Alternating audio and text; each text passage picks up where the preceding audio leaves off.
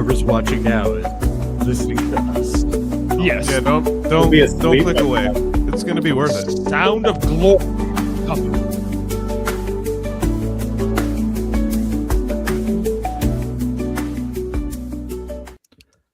Hello, I'm Tim Russ. Live long and podcast. Oh, and good evening, everyone, and welcome to Live Long and Podcast. Tonight, we're firing up a whole lot of fun. This is Star Trek Radio Theater. This is where we reimagine iconic stories from across science fiction through live script reads, creative voice performances, and fresh fan-driven interpretations. This time, we're boldly going a little sideways into the world of Galaxy Quest, the beloved Trek-inspired cult classic from 1999. Our cast is here and assembled. Our mics are hot, and the Thermians are counting on us. So settle in, grab your beryllium spheres, and get ready for a live script read celebrating the parody, the heart, and the pure joy of this beloved Trek-inspired classic. Never give up, never surrender, and by Grabthar's hammer, by the sons of Warvan, you shall be entertained. Let us begin and get all into it. We will introduce the cast at the end, but we will be able to follow along with the script with us on the screen if you're watching here on YouTube or not, or if you're listening to the audio version. And with all that said, let's jump in and get into the show. And we apologize for starting a little late tonight. All right, bringing it up. And we will start when the first sound cue goes, which is now.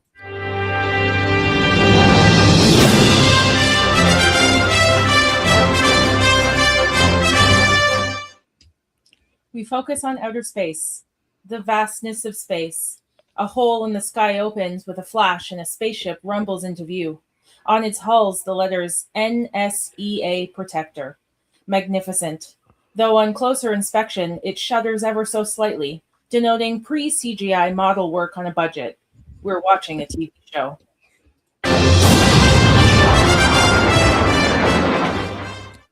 We're exiting the time not now, sir. We focus on the NSEA Protector command deck. 5 members of the crew of the Protector are present. All of them are human except for Dr. Lazarus, a reptilian-looking alien. Laredo is a 9-year-old boy. The crewmates exchange relieved smiles. We're alive. We made it, Commander. We made it.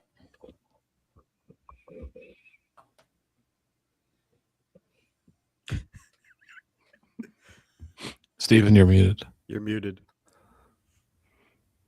Uh-oh. Sorry. By Grabthar's hammer, we live to tell the tale.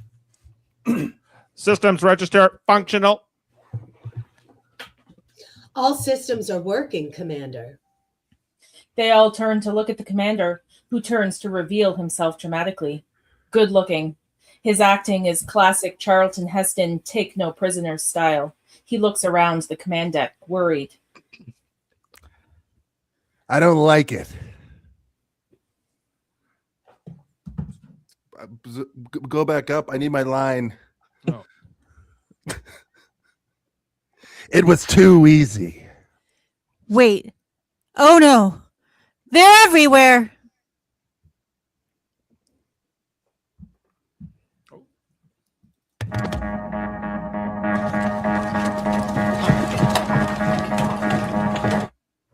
Laredo's radar lights up with dots. First a few, then hundreds. They're everywhere. There are time knots opening everywhere. A trap. We're surrounded, Commander. An explosion rocks the ship.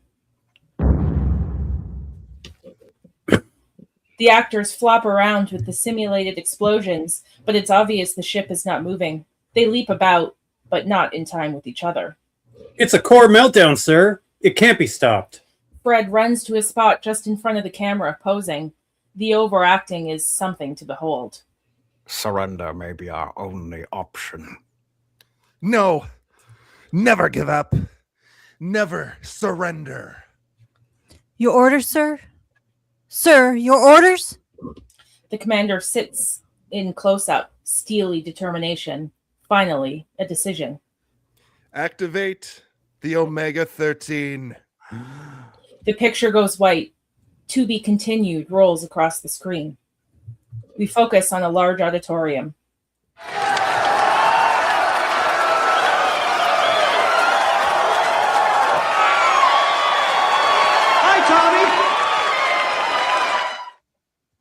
We're at a sci-fi convention.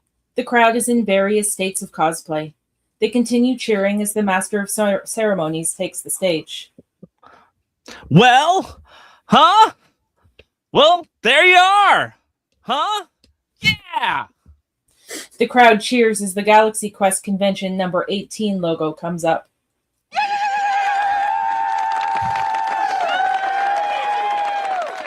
Yeah! Yeah!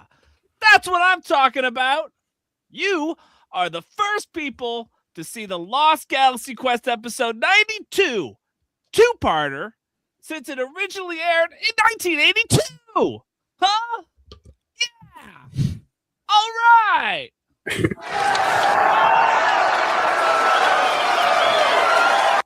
And now, the moment you've all been waiting for, the intrepid crew of the NSEA Protector. We focus on backstage. The actors are gathered, dressed as their characters. Gwen DeMarco, beautiful, her spacesuit zipper much lower than that of her male co-stars. Alexander Dane sat at a makeup mirror, rubbing a makeup brush over his freshly added alien makeup. He does not seem happy to be there. Fred Kwan doing a logic puzzle, and Tommy Weber, now an adult, is reading the paper. Red scarf, black shoes. No, wait. White scarf, black buttons, white shoes. Now, where the hell is he? An hour and a half late. An hour and a half. I mean, this is unreal. They're going to start eating each other out there. Oh, did you hear? He booked another appearance without us. You're kidding. The master of ceremonies looks nervous on stage as the stagehand gestures that they're not ready and to stall the crowd. Dear God, how did it come to this? Not again. I played Richard III. 5 curtain calls. There were 5 curtain calls. I was an actor once, damn it. Now look at me. Look at me. I can't go out there. And I won't say that stupid line one more time. I won't. Well, Alex, at least you had a part, okay? You had a character people loved. I mean, my TV Guide interview was 6 paragraphs about my boobs and how they fit into my suit. No one even bothered to ask me what I do on the show. You had the wait. I'll think of it. I repeated the computer, Fred. Suddenly, the rear stage door opens and Jason Nesmith strolls in, all exuberance and charm. Woo! Your commander is on deck.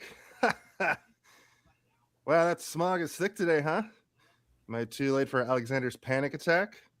He looks at Alexander, who throws stuff down with a clatter. Apparently not. You know, you should get that looked at. The others ignore Jason entirely. Okay, what did I do? The audience is chanting in the auditorium. We want the crew. We want the crew. We want the crew. We want the crew. The crew. The master of ceremonies continues to try to keep them calm. For those 4 seasons, we developed the same affection for the crew as the crew had for each other. These weren't just adventurers exploring space. These were friends. Unbelievable. You are so full of it, man. It's not a big deal. These guys would put a little set in their basement. I'm there about an hour. It's nothing, Gwen. They wanted the commander. There he goes. They all turn to see Alexander skulking out the exit. Alexander, wait a minute. Grab him. Jason and Gwen run to catch Alexander, pinning him against the door frame. The crowd is getting impatient. We want the crew. We want the crew. We want the crew. We want them. Crew, we want. The master of ceremony gets a thumbs up cue from a stagehand. Okay. The fans applaud and whistle.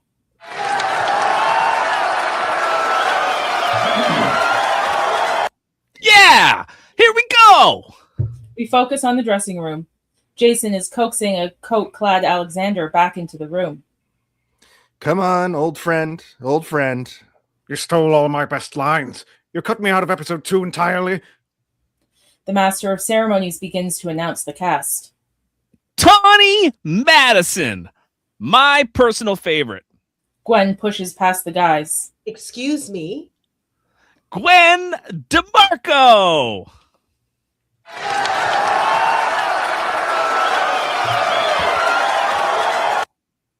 The crowd cheers as Gwen leaps onto the stage and does a small dance with a high kick to show she still has it. It's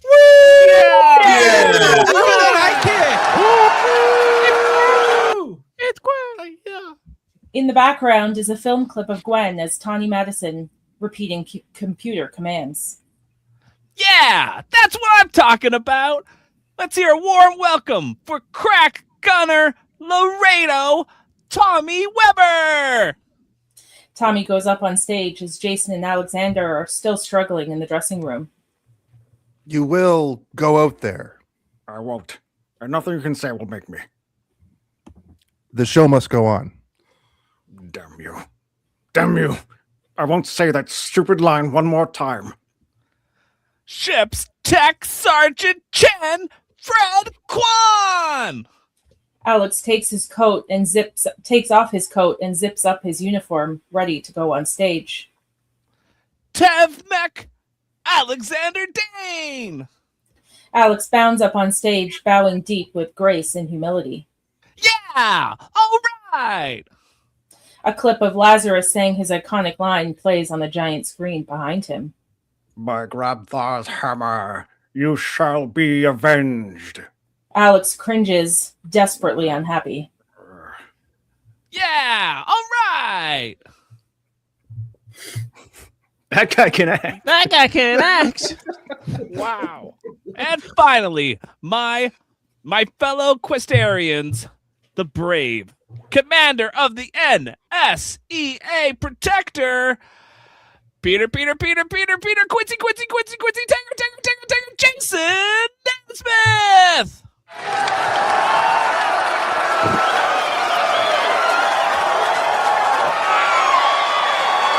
Hi, Tommy. Jason appears and a spotlight follows him. Jason raises his fist, encouraging the fans to cry out. A woman screams. We love you, Commander. Never give up, never surrender. Damn the resonance cannons, full speed ahead.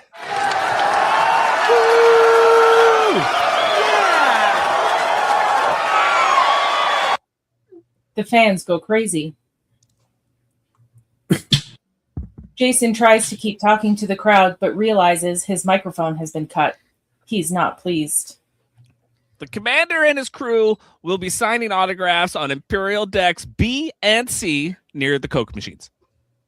The crew is now sat at tables in the auditorium signing autographs. Fred, Gwen, Tommy, and Alex are together at one long table.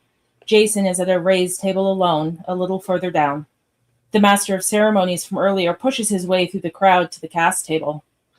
Excuse me, pardon me. Crew member coming through. Fans, right? Hey, Gwen. Oh, hey, man. I just want to thank you for that nice intro you gave us today. Guy, you probably don't remember me, do you? It's the sunglasses, right? I was on the show in 82, episode 81. Got killed by a lava monster before my first commercial. Listen, maybe I could sit in and sign a couple autographs? One of many fans dressed as Dr. Lazarus steps up to Alexander and salutes him with crossed fists. By Grabthar's hammer, by the sons of Warvin, I shall avenge you. Alex ignores this, grabs the photo from his hand, signs it, and thrusts it back. The next fan steps up. By Grandpa's hammer! By the... Alex angrily snatches the photo and signs it before the fan can finish. Next. Jason is at his table talking dramatically to a group of fans. Most of them are women. A young boy at the front watches wide-eyed. Had I moved an inch to the left, the beast would have killed me. On the other hand, my crew was in danger. How did you know what to do? Come on. Without my crew, I'm not a commander, huh? He pokes the kid in the belly and hands him a signed picture. I think we all remember what happened on that to that beast on Enoch 7, right? The crowd laughs.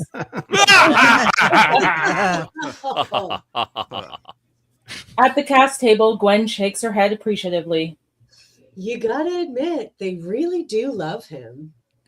Yeah, almost as much as he loves himself. They watch as Jason fields another question from a fan. Jason glances over to see Gwen smiling at him. She quickly looks away, self-conscious. Jason doesn't even take his eyes off Gwen as a teenaged fan and his friends step forward. Excuse me, Commander, hey. Commander, I was wondering if you could help to settle a dispute between my crew and I seem to be having. If you remember in the Quasar dilemma... Excuse me for a minute, fellas. Jason gets up and starts to walk over to the cast table. Brandon turns to his friends, sad. I haven't even gotten to the relevant conundrum. Gwen answers questions from a shy young lady. Jason comes up behind Gwen. Mr. Marco? In episode 15, Mist of Delos 5, I got a feeling that you and the commander kind of had a thing. Did you? No. The commander and I never had a thing. Well, that's her story. Gwen looks up to see Jason. The girl giggles and exits. Jason smiles at Gwen. Rolling her eyes, Gwen rises and walks off. Excuse me. Gwen. Undaunted, Jason follows, but runs into 4 aliens. Their leader, Mathazar, bows respectfully and then follows along as Jason pursues Gwen. Commander, Excuse me.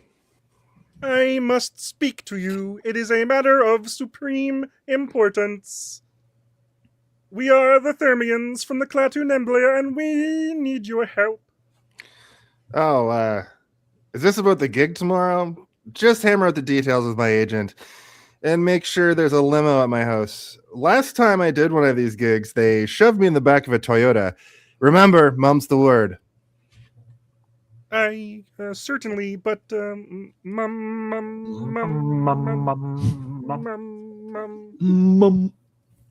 Jason walks off and catches up to Gwen, who is stopped, taking a picture with a group of fans who are all dressed up as Tawny.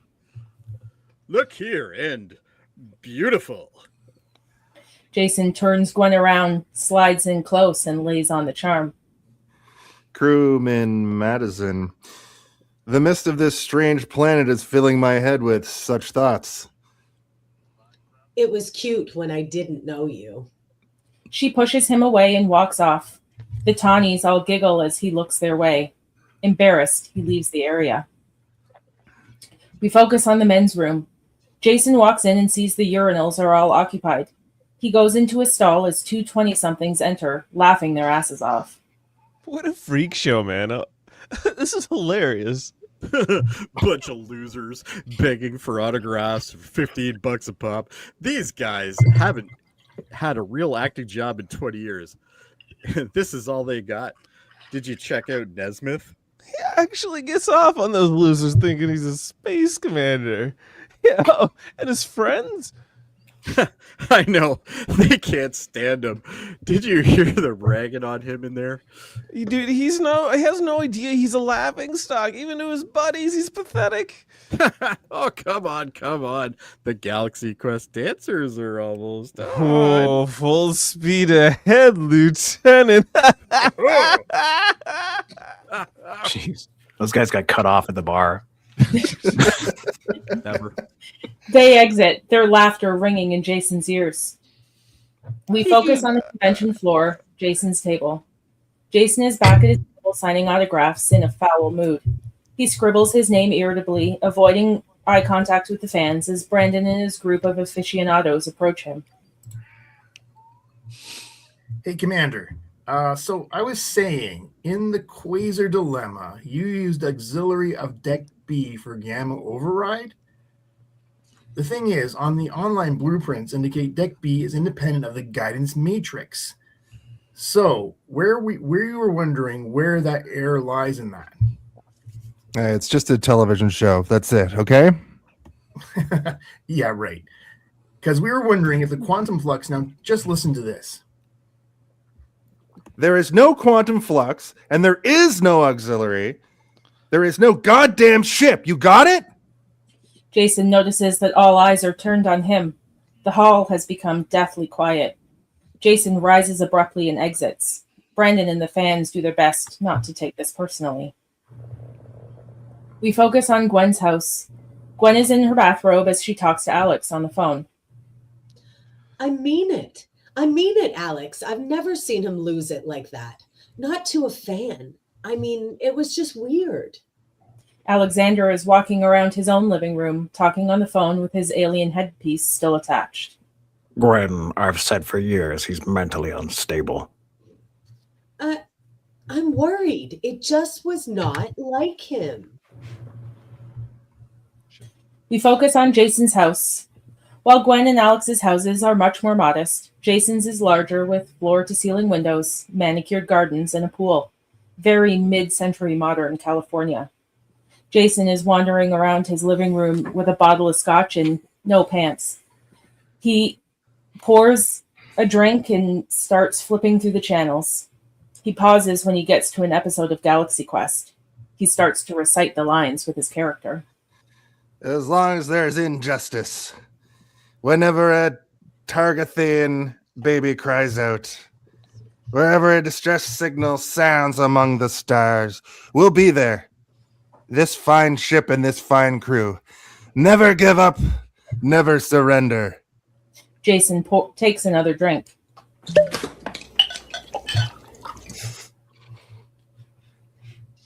We focus on Jason's living room the next morning. Jason is asleep on the floor under the coffee table. There is a knock on the door. He barely moves. More knocking. He stirs enough to groan. The knocking continues. Jason opens his eyes and sees the 4 aliens from the convention standing outside his patio door. He groans, gets up from under the table, and makes his way wearily to the door. Jason opens the door with bloodshot eyes, an obvious headache, and still no pants. Can I help you? The leader, Mathazar, steps forward and speaks quickly. Sir, I understand this is a terrible breach of protocol. Right, you shouldn't come to my house. But please, I beg you to hear our plea. We are Thermians from the Klaatu Nebula. Our people are being systematically hunted and slaughtered by Rothar Saris of Fatu Cray. We are to meet in negotiation. However, our past efforts in this regard have been disastrous. Please, Commander, you are our last hope. We have secured our limousine. What? It's the thing for the thing that's, maybe I should get some pants on. Come on in. The 4 aliens stand on one side of Jason's bedroom. Jason, still barely dressed, hunts under his bed for something. Commander, I must say that standing here in your presence is the greatest honor we could have ever hoped to achieve in our lifetimes. Jason, on all fours and still without pants, pulls a shoe out from under his bed. That's, I really appreciate that. Would you guys look for another shoe that looks like this, please? The aliens look around for the other shoe, mostly by staring at the ceiling. We focus on a limo. Jason sits in back with Mathazar and the others, half awake. The three men are seated across from Jason, and a dark-haired female is sitting next to him. Jason, ever the ladies' man, eyes her appreciatively. Sir, I am Lank, Senior Requisition Officer. Before we travel to the ship, please let me know if you have any requirements. Weapons, documents, personnel. A Coca-Cola? Do you have one of those? One of the aliens nods to Lank, who opens a compartment in the limo and takes out a Coke. He hands it to the female. Sir, I am Teb.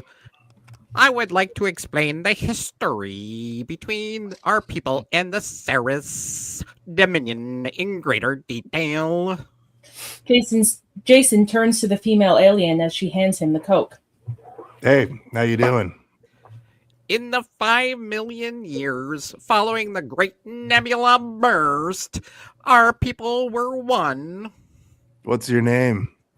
She just smiles and sits there. Doesn't she talk? Her translator is broken. Dokie dokie. You know, guys, I had a late night, but a Cremorian Fangor beast, so I'm going to just shut my eyes for a bit. But go on, I'm listening to everything you say, okay? Jason is asleep before Teb gets the next sentence out. Teb continues to tell the story of his people. The limo turns into an alley, stops, and lifts straight up into the air. We focus on the receiving quarters, Protector 2. Jason is shaken softly by the shoulders. He opens his eyes to see the young female crew member, Laliari. We hear a low rumble. Super low rumble. It's low. This is the same female that was in the limousine, but now, with her translator working, we hear her speak more normally. Commander, I'm sorry to wake you, sir, but your presence is requested on the command deck. We focus on a hallway. Laliari escorts Jason down the high-tech hallway. Jason looks around, still holding his can of Coke. Sir, Ceres has moved the deadline. We are approaching his ship in the Nye Delta now. He wants an answer to his proposal. I understand that you have been briefed. Yeah, I got most of it in the car. Ceres is the bad guy, right? Yes, sir, he is a very bad man indeed. He has tortured our scientists, put us to work in the gallium arsenide mines, captured our females for his own demented purposes. Okay, I've got the picture.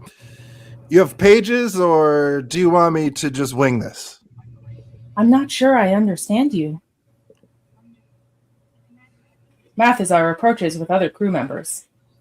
Commander, welcome to the Protector 2. Good to see you. Would you like to don your uniform? You know what? I'd like to skip that. I got this gig in Van Nuys in about a quarter of an hour. Is that all right? As you wish. Another alien comes running up out of breath.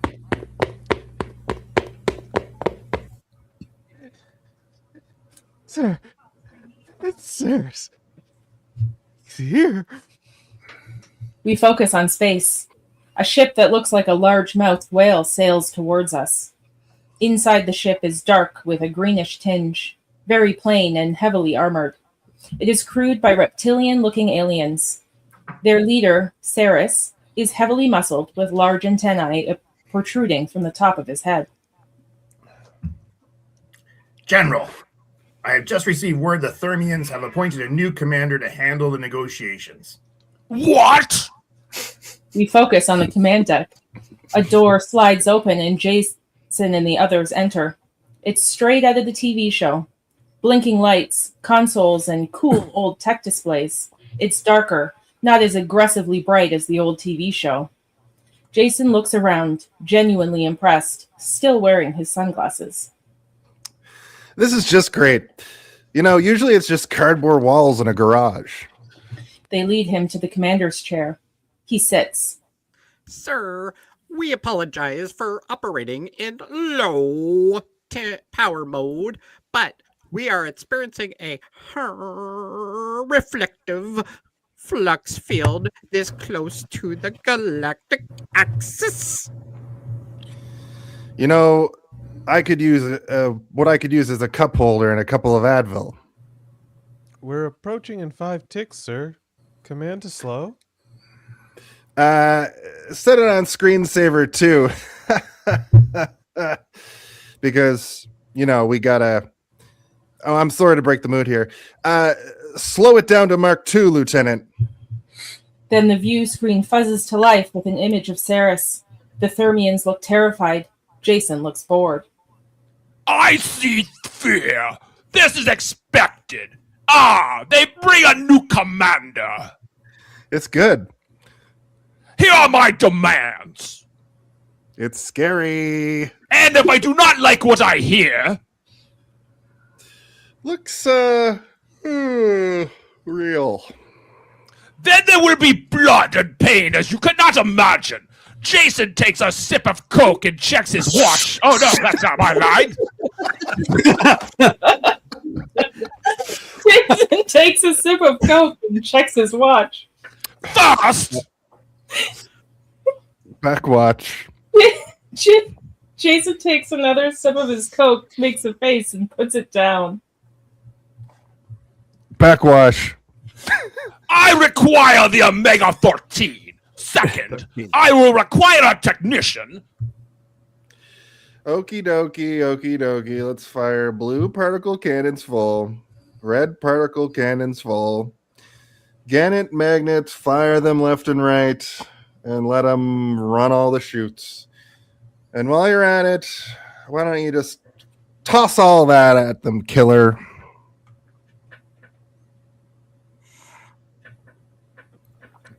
That should take care of the old lobster head, shouldn't it? He tosses the gunner the empty Coke can. Then, before even waiting for the weapons to reach their target, he exits. We focus on the hallway. Jason emerges and looks both ways, trying to get his bearings. Mathazar and Lonk chase after him as he enters the corridor, exchanging stunned glances, trying to absorb the magnitude of what just happened. Commander, where are you going? Home. You mean Earth? Yeah, Earth. I need to get back to Earth, kids.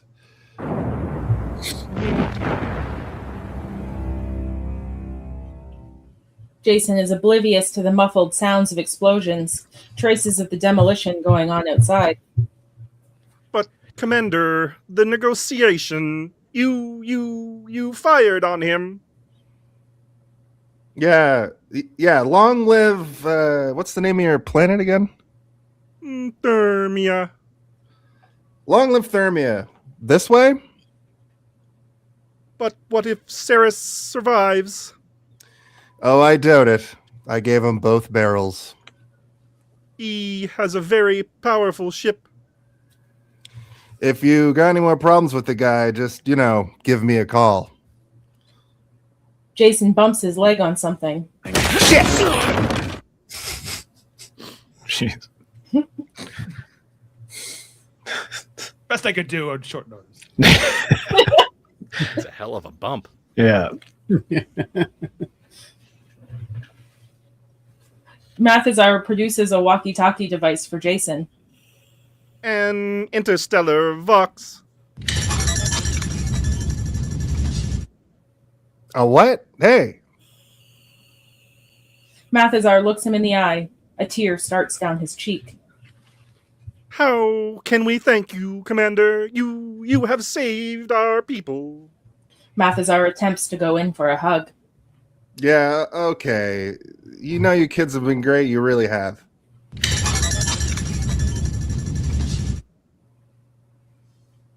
This thing is real looking. Hello? The aliens leave and Jason is left alone in the room as the doors close. Hey, where's my limo? The lights go dark and a spotlight comes over his head. He is on a moving round platform. Goo starts to creep up from the disc, enveloping him.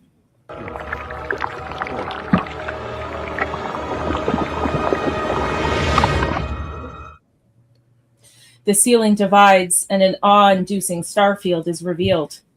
There is only a moment to register surprise, and he is launched from the ship right into a wormhole.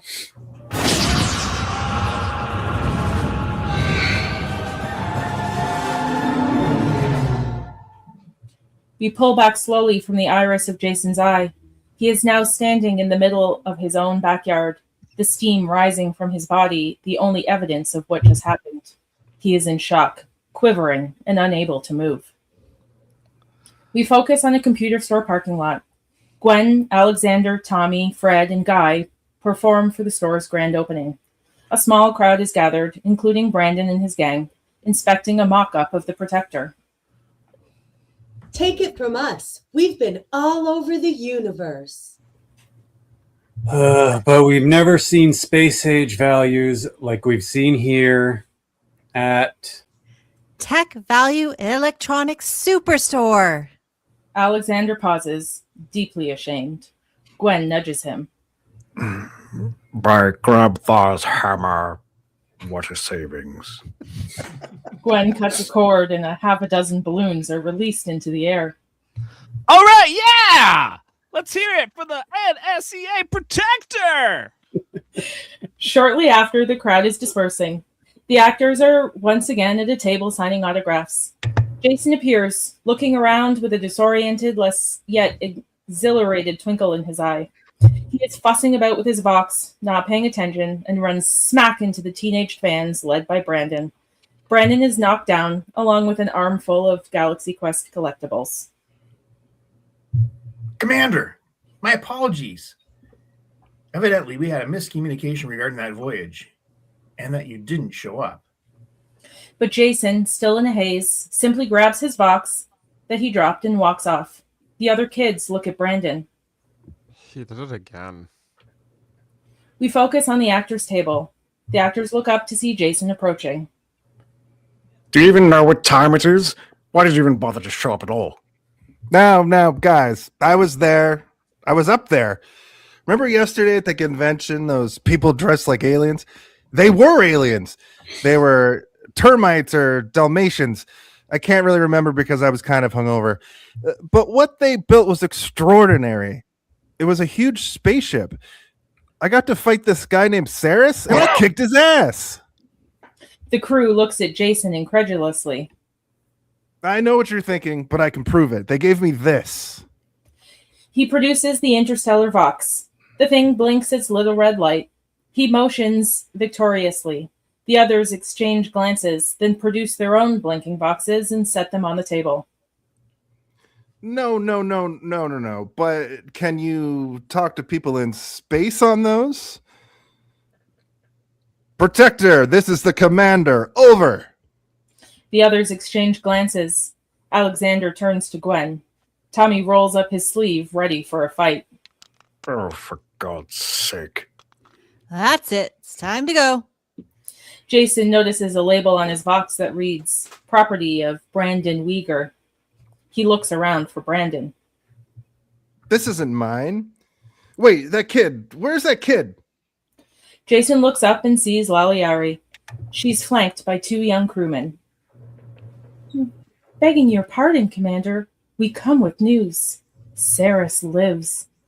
He was able, upon your departure, to make an escape. Listen, tell them. However, he has contacted us and wishes to negotiate a surrender. Saris. We humbly implore you to come and negotiate the terms. Jason looks at Laliari, then turns back to the others, his experience twinkling in his eyes. Huh? They want me back? You want me back? Isn't this amazing? They want me back, and I want you guys to go with me. Please. Don't even think about it. Let's go. Yes? Alex begins picking up his stuff and leaves. The others pick up and start to follow. You're going? Alexander, this is not... I'm not kidding here. This is some kind of prank. I'm not kidding. No, guys, listen. Come on. Gwen, stop. Come here. You know me, and I'm a lot of things, but am I crazy? Gwen, you know me. I'm a lot of things, but I'm not crazy.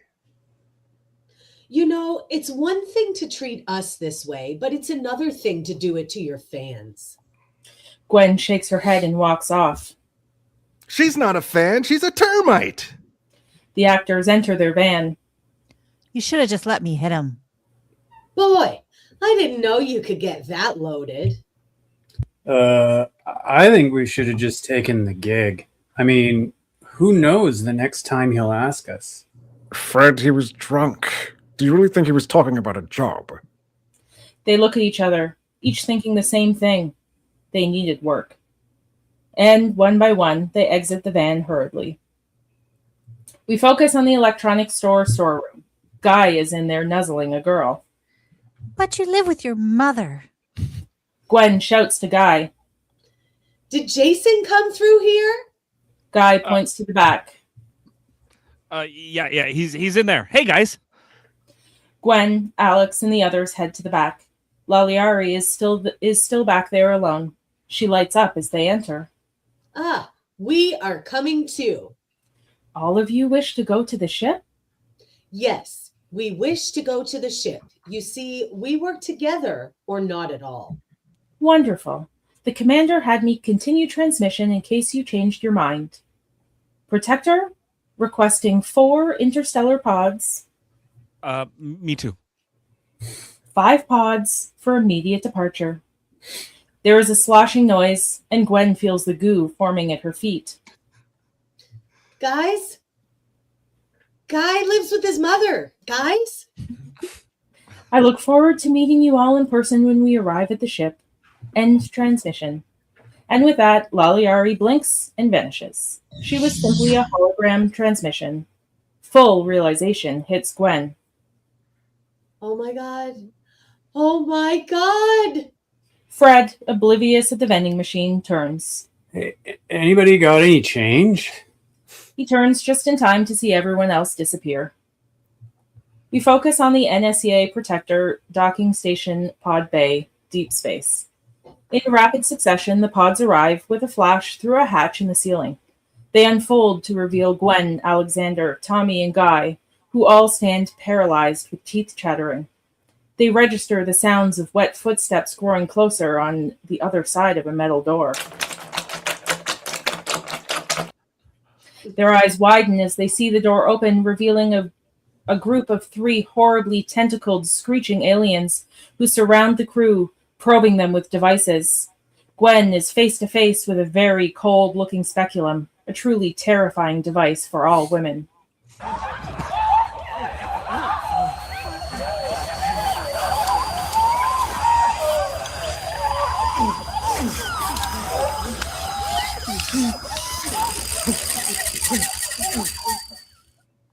One of the monsters looked down at a mechanism on his belt.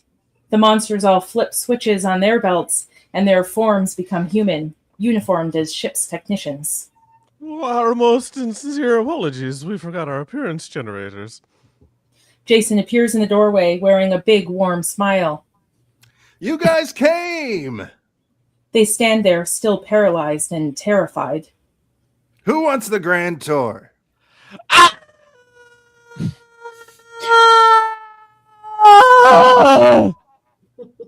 Anybody else? Another streak of light, and Fred appears alongside the others. He steps off the disc, unaffected. Oh, that was a hell of a thing. He turns around at the others and then to Jason. What's wrong with them? I don't know. Come on. We focus on the Protector docking structure, hallway. Jason leads Gwen, Alexander, Tommy, Guy, and Fred down the hall. They shuffle forward like recent hospital releases, looking around silent and dumbfounded at their surroundings, occasional involuntary jerks of their limbs, evidence of their horrifying journey. That's right, guys. Just keep shaking it off. It gets better. Here, have some gum. It helps. Where are we? 23rd quadrant of the Gamma sector. There's a map in the forward room. Come on. Mathazar appears coming down the hall with a small group of aliens. He has a warm smile on his face. Welcome, my friends. This is Mathazar. He's their leader. I am Mathazar, On behalf of all my people, I wish to thank you from the deepest place in our hearts. Mathazar, this is my crew. The Thermians all stare at the crew, and Mathazar reaches out to Alexander. Dr. Lazarus. Dr. Dr. Lazarus. Lieutenant Madison. Lieutenant Madison. Young Laredo, how you've grown. Young Laredo. Young Laredo. Tech Sergeant Chen. Tech Sergeant Chen. Tech Sergeant Chen. Your soul is mine. He looks at Guy quizzically, not sure who he is. Crew man number guy. Guy. You know us? I don't believe there is a man, woman, or child on my planet who does not. In the years since we first received transmission of your historical documents, we have studied every facet of your missions and strategies. You've been watching the show.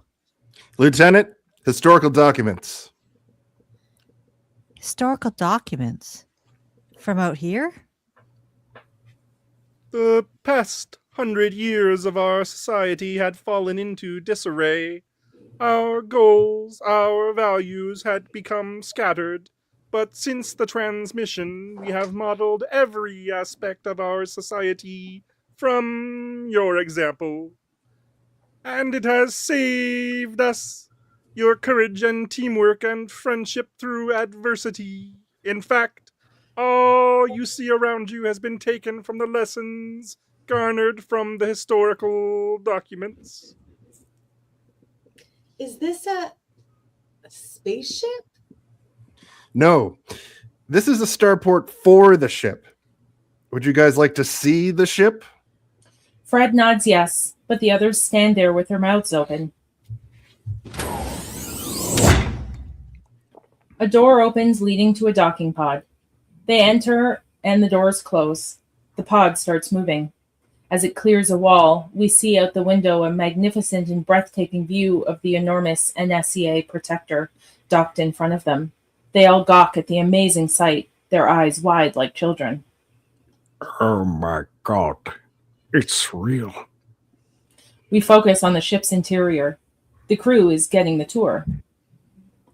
The generator room, the beryllium sphere, of course. The sphere is suspended and slowly rotating.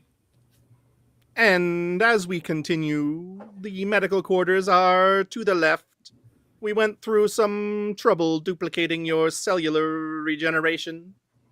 Jason, what have you gotten us into? What the hell is going on? What are we doing here? Whoa, the floors are so clean. We're just here to negotiate this guy Ceres' surrender. It's no big deal. And the organ fabrication chamber is coming along nicely. It's no big deal. Are you crazy? We have to get out of here. Oh, come on, guys. Jason, we are actors, not astronauts. You guys want to go home? Fine. Say the word, and we'll all go home. Pay our bills, feed our fish, fall asleep in front of the TV, and miss out on all of this. Come on. Do you guys want to do that? Anybody? Gwen, come on, think about it. Look at where we are. We're in space. Alexander, this is the role of a lifetime. You guys want to leave? We have enjoyed preparing many of your esoteric dishes. Your Monte Cristo sandwich is currently a favorite among the adventurous. The crew looks at each other, shrugs, and decides to continue on.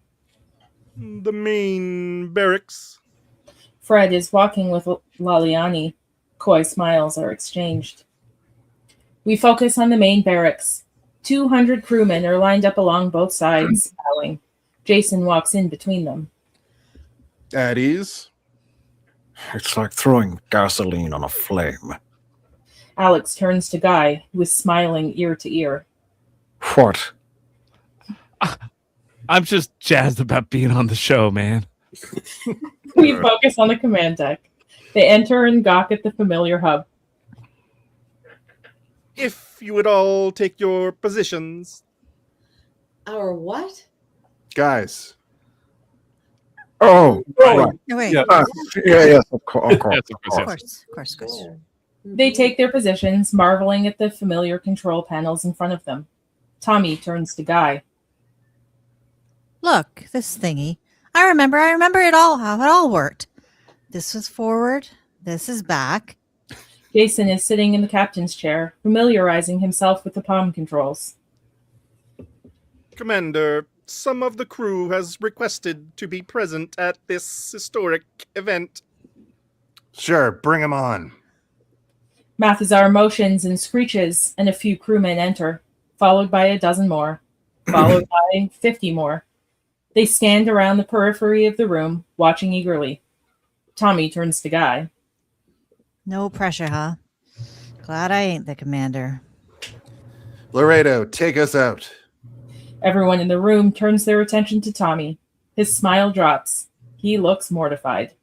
Excuse me? They designed those controls up for watching you. Take her out. Tommy stares down at his control panel. It's pretty self-explanatory. A throttle and a circular dial for directions, but daunting nonetheless. Right. Okay. Right. Take her out. Everyone's eyes are glued to him as he touches the computer screen. The engines come to life.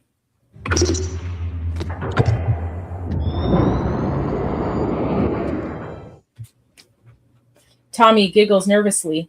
His hand trembles as he pushes the throttle further. The ship starts to move, slightly more confident. Tommy smiles and leans back in his chair. The controls were made for him. Obviously, he knows what to do. We focus on the docking bay. As the ship passes through the spaceport, the windows are lined with personnel, all witnessing this departure and all standing at attention. We focus back on the command deck. The confident smile on Tommy's face slips as the shift begins to drift to the left. Tommy moves the controls, but it's not enough, and the ship continues to drift. The actors all lean to the right, trying to use body language. Okay. Guy taps Tommy on the hand. You got to move it to the right. More to the right. Would you sit your ass down? Hit parallel. Move. You want to drive this thing? We focus on the star dock. The ship is veering ever so slightly into one of the walls. As the ship approaches the wall, the personnel in the halls move back. The sound of a soft but high-pitched scrape as the ship's bow makes contact with the wall.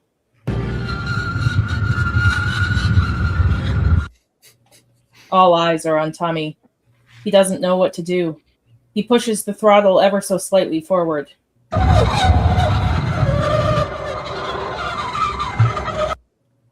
He keeps going, in too deep to back out now, and the ship continues to scrape along the wall.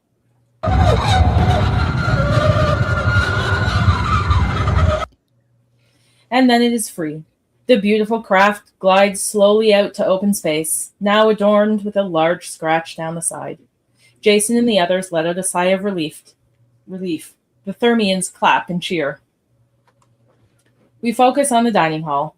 The crew and various aliens sit around the large table, eating an extravagant meal. Oh, How are you enjoying your steak, Commander? I'm really enjoying it. This is like corn-fed Iowa beef. Yes, we programmed the food synthesizers to each of you based on your regional menu of your birthplace. I don't care where you did it. It tastes great. Alexander is spooning up wriggling insects from his bowl. Are you enjoying your Kerbach blood ticks, Dr. Lazarus? Just like Mother used to make. The insect jumps off the spoon and lands in the bowl. He pushes the bowl away, nauseated. So, tell me, Malthazar, is this Ceres person that we're flying to meet, what does he want exactly? He heard about the device, the Omega 13. What is it? What does it do? We don't know. We were hoping you could enlighten us. Gwen chuckles nervously and looks apprehensively at Jason. Oh, the Omega 13 device. We found that on an alien planet. We don't know what it does either. The Thermians all gasp. What?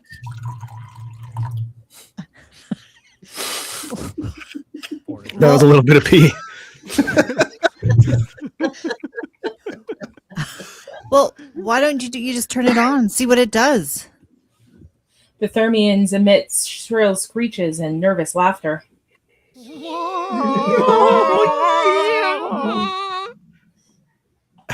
It has as its heart a reactor capable of unthinkable energy.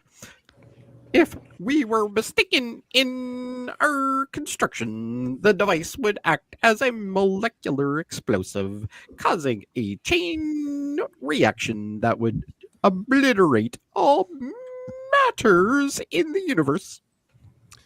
Has Ceres ever seen any of the historical documents? No! Thank God he has not. Oh. So, how does he know about the Omega 13 device?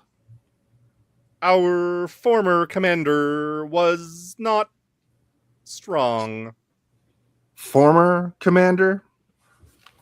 I am sorry. You deserve to be shown. He nods to a crewman who pushes a button.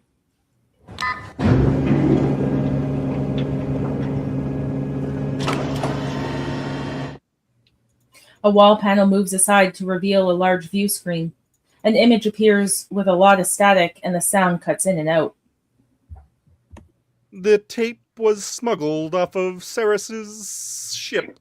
Originally, one of our own tried to lead. Is that all?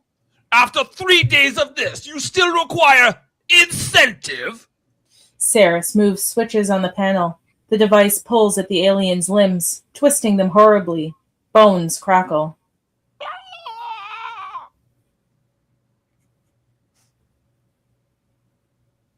I will torture you until you speak, Adam.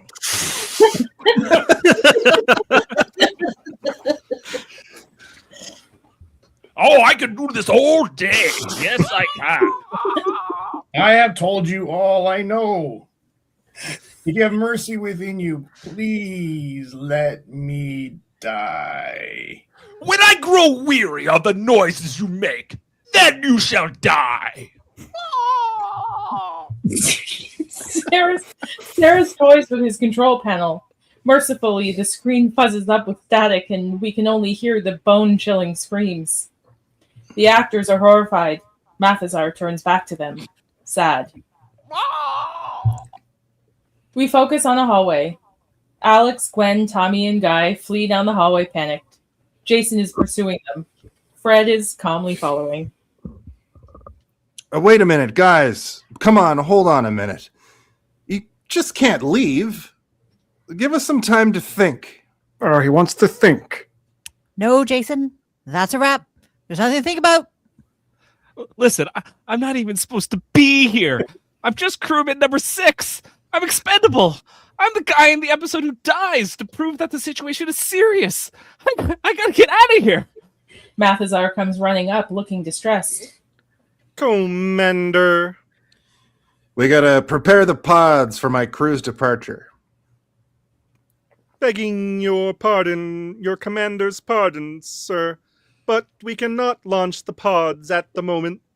Ceres will surely detonate any objects leaving the ship. Ceres? Yes, sir, he's here now. Your presence is required on the command deck. Everyone reacts alarmed. We focus on the command deck. The actors enter the empty deck, followed by Mathazar. There's nobody here. Well, my people are talented scientists. Our attempts to operate our own technologies under tactical simulation have been disastrous. He leans over to Gwen's computer station as she sits and pushes a button. I have raised Ceres on Zeta frequency. Still, Mathazar. He is interrupted by the sight of Ceres appearing on the large view screen. Ceres now wears a metal eye patch and has a long scar across his cheek. We meet again, Commander! The crew stares at Ceres, a frightening visage. Hello, Ceres. How are you doing?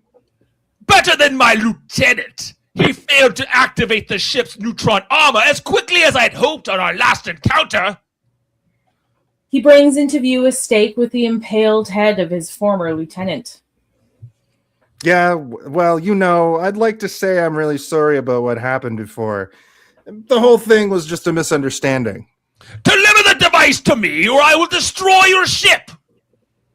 We'd like to do that, but frankly, Ceres, sir, we don't know what it is or even where it is. You have 10 seconds! I don't. 10 seconds, I don't. There. Okay, gosh darn it. I give up. It's yours. You can have it. You have to give me a minute to put it in a box for you, okay? Gwen? Jason motions to Gwen to cut the transmission. Gwen rolls her eyes and makes the same motion back. Don't panic. I've dealt with this guy before. He's as stupid as he is ugly. Come here. Jason. He grabs Guy and sits him down at the armament console. Not now, Gwen. Sit. We're going to send everything we can at him, all right? Jason. Not now, Gwen. Push these red buttons and send everything we have towards him, okay? Okay. All right, Gwen. Put me back on with him. That's what I've been trying to tell you. You are back on with him. Perhaps I'm not as stupid as I am ugly, Commander. Jason turns to Gwen, horrified. I gave you the kill gesture. No, you gave me the "we're dead" signal. I was agreeing with you. Like I know where the hold button is. Hey guys. There's a red thingy moving toward the green thingy. What? Red thingy moving toward the green thingy. Guy motions to the radar screen. The red blip is about to impact. I think we're the green thingy. A little present for you, Commander. We got to get out of here. Move the ship. Turn it. Move. Let's go. The ship is pounded by a torpedo blast. Now, unlike the run back and forth, shake the camera explosions of the TV show, the result here is jarringly brutal. The entire crew goes flying from their positions and into the walls. The lights flicker. They exchange glances. For the first time, bona fide fear in their eyes. This is real. Another blast sends them crumpled against walls and objects fly like ragdolls. The pain is palpable as they try to get back to their stations. Tommy, let's go. Get us out of here. Jason, what do I do? Go. Tommy looks at the sparkling map of lights on his dash. Whoa! Tommy punches the red button. They all hold on for dear life as the ship roars forward across the path of Ceres' ship. They're turning. They're coming. An explosion rocks the ship again. Then another and another. Thrust ahead full. Fire at will. Go faster, Tommy. I'm going as fast as I can. She's still behind us. Well, press the turbo. I'm always saying press the turbos, right? Oh, it's right Here! Press it and hold it down. He pushes the turbo. The ship begins to vibrate. It moves at a blinding speed. Whoa! The enemy is matching velocity. The enemy is matching velocity. Oh, we heard it the first time. Gosh, I'm doing it. I'm repeating the darn computer. Suddenly, an image of Fred down in the generator room appears on the side view screen. He's taking it all in stride. Hey guys, listen, they're telling me that the generators won't take it. The ship is breaking apart and all that. Just FYI. The view screen goes black. The ship roars forward. We've got to stop. We stop, we die. Keep holding the thruster down, Tommy. You can't hold the turbo down. It's for quick boosts. Oh, like you know. The ship groans and creaks. Then a loud klaxon sounds. I remember that sound. That's a bad sound. Jason looks forward. In the distance is an anamorphous object. Wait. We might be able to lose them in this cloud here. I don't think that's a cloud.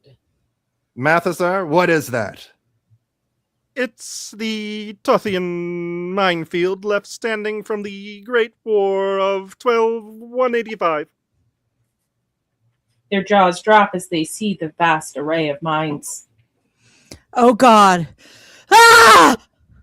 The first mine hits, rocking the ship. Tommy swerves to avoid it, running into another mine. Then another. Tommy couldn't do worse if he were aiming for them. Could you possibly try not to hit every single one? Sorry, man. They're drifting towards us. I think they're magnetic. We focus on the protector exterior. The ship hurtles through the minefield, taking considerable damage. As the mines impact, pieces of the ship fall off. We focus on Saris's ship, command center. Calm, Saris watches the protector fly into the almost certain death of the minefield. His lieutenant flies ahead eagerly. Continue forward, sir. Patience, Lieutenant. Patience. We focus on the protector command deck. We've got to stop. We're almost through this. The ship is now vibrating horribly. It groans and creaks.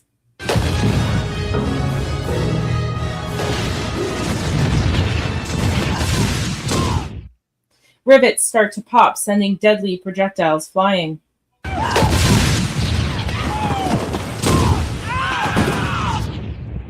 The crew is still being tossed around. We hear a loud grinding noise.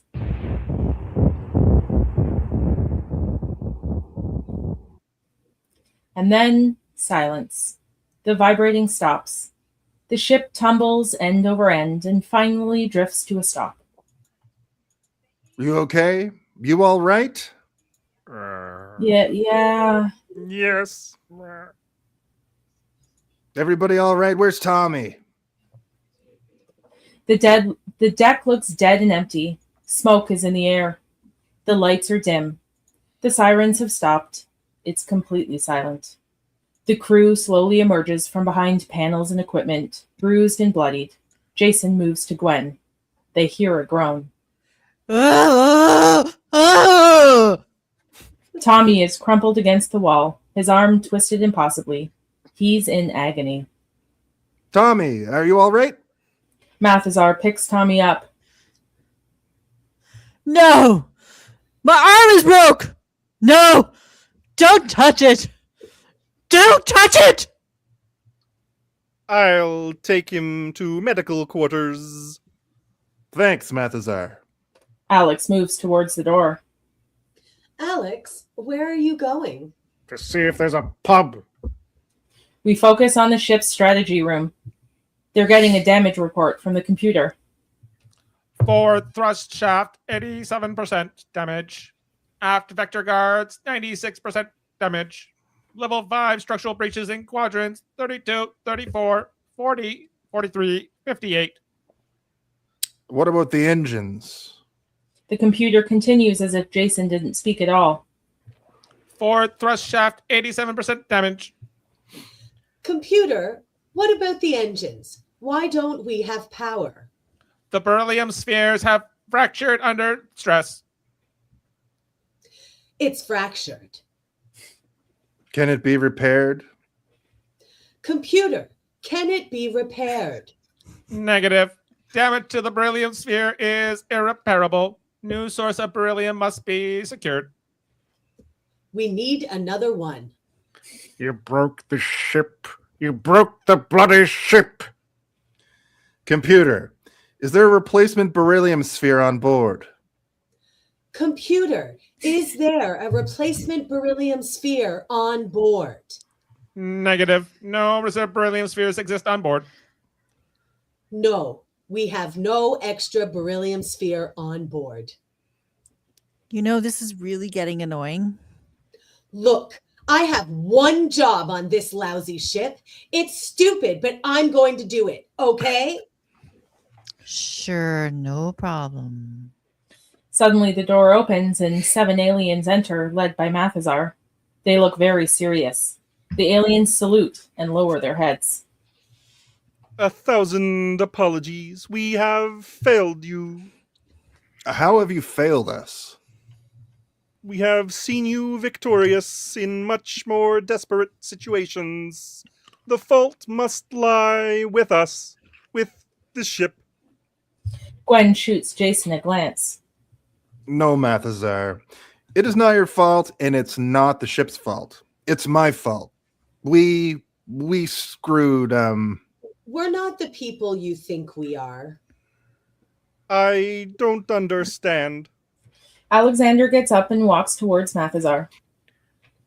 Don't you make any TV shows on your planet? Any theater, films? The historical documents of your culture. Yes, in fact, we have begun to document our own history from your example. No, not historical documents.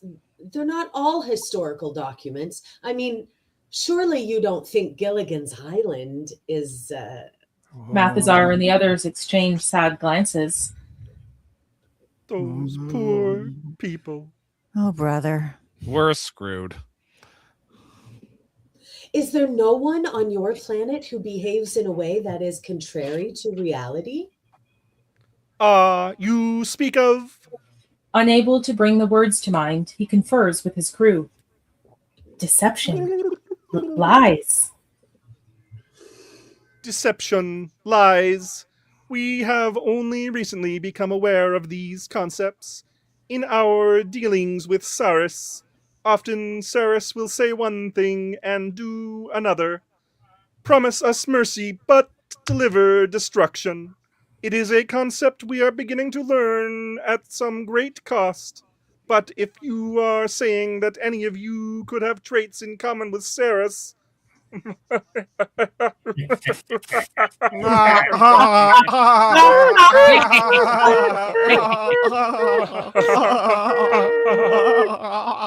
are we laughing? Suddenly, a view screen lights and we see Fred on the monitor from down in the generator room. Hey, Commander, listen, we found some beryllium on a nearby planet. We might be able to get there if we reconfigure the solar matrix in parallel for endothermic propulsion. What do you think? We'll do that. All right. Fred turns to the 3 young techs next to him. That's right. Again, come on, everybody. Group hug. We focus on a planet. The ship lumbers slowly forward. In the distance, we see the swirling globe of a colorful and mysterious planet. We focus on a hallway. Alex's young escort, Quellic, leads him down the hall. Dr. Lazarus, I hope that I'm not breaching protocol, but I am so very humbled to stand in your presence. I've studied your missions extensively, and though I am Thermian, I've lived my life by your philosophy, by the code of the Maktar. Well, good. That's very nice. By Gravthar's hammer, Dr. Lazarus, I Don't just... do that. I'm not kidding. I'm sorry, sir. I was Just only... don't. Yes, sir. We focus on a shuttle pod bay. The Thermians are readying a shuttle pod for departure. Never give up, never surrender. Jason, Gwen, Tommy, Fred, and Guy enter the small shuttle pod. Quellic, Alexander's protege, steps forward and hands Alex a device. Dr. Lazarus, here is your surface mapper. I have programmed it to the coordinates of a beryllium sphere of sufficient density. Good luck on your mission, sir. Thanks. We focus on the shuttle pod. Tommy pilots the craft as the pod approaches the planet. Guy looks out the window nervously. You're doing good, Tommy. Fred is calmly eating a snack and looking out the window like a tourist. I changed my mind. I want to go back. After all the fuss you made about not getting left behind on the ship. Yeah, but that's when I thought maybe was the crewman that stays on the ship and something is up there and it kills me. But now I'm thinking I'm the guy who gets killed by some monster 5 minutes after we land on the planet. You're not going to die on the planet, Guy. Oh, I'm not? What's my last name? It's... I don't know. No, nobody does. Do you know why? Because my character isn't important enough for a last name. Because I'm going to die 5 minutes in. Guy, you have a last name. Do I? Do I? For all you know, I'm just crewman number 6. Mommy. Are we there yet? As the pod nears the planet, but doesn't slow down, the crew starts to get nervous. Tommy! Pull out. The ship swerves around and lands smoothly between two rocks. Fred opens the hatch with a loud pfft of air decompression.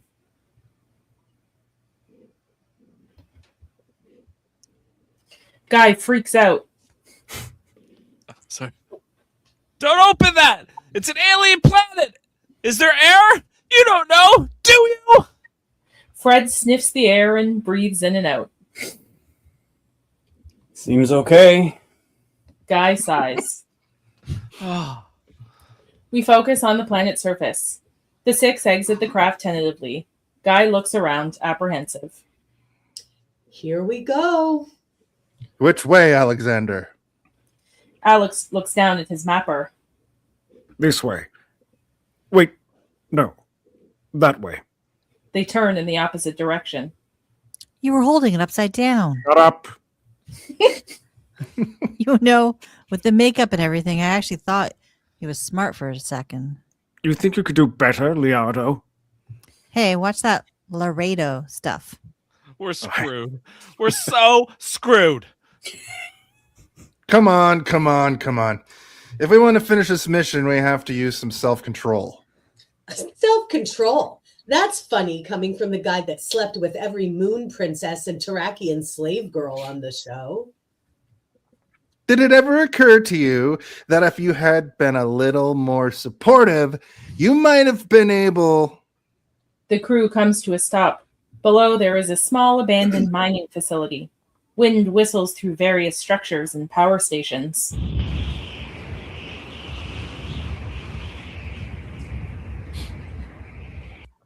Must be some sort of mining facility. Where are the miners? Something bad happened here. Will you relax?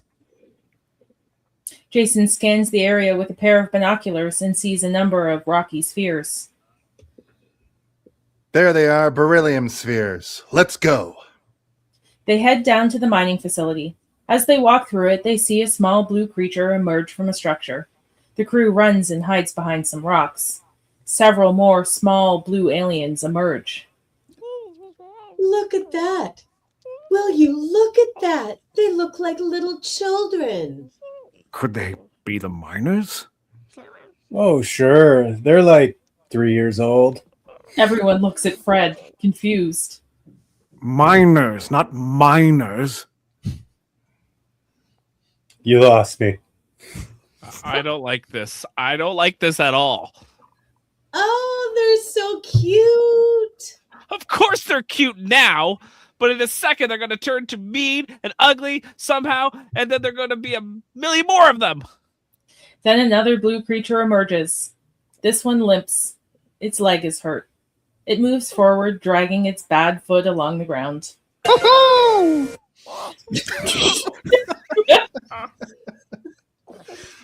there's a little hurt one made of dough. Gwen rises up a little, tentatively waving at the injured little guy. Hi. Hi there, little guy. Guy pushes her down behind the rock before the creatures notice. Jesus. Did you guys ever watch this show? The blue aliens turn toward the hurt one as he leans down to have a drink. One alien whispers something into the other's ear. Oh, look. They're going to help the little one. Indeed, the other move towards the hurt creature, cocking their heads to the side empathetically. Then, suddenly, we see the aliens smile with sharp razor teeth, their mouths spreading out impossibly on their faces. They descend on the hurt one, ripping him apart.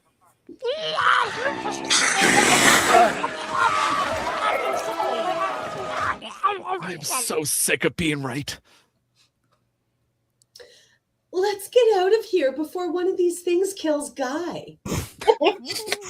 Wait a minute. We're not going anywhere without the beryllium sphere. We need a plan. Fred, we need a diversion to clear those things out of the compound. Then Gwen, Alex, Fred, and I go down to get the sphere. Tommy, get up on the ridge, and if you see them come back, give me a signal, all right? Why does this sound so familiar? Assault on Volturek 3, episode 81. We're doing episode 81? Whatever, the one with the hologram. The wall of fire. How the hell is Fred supposed to project a hologram?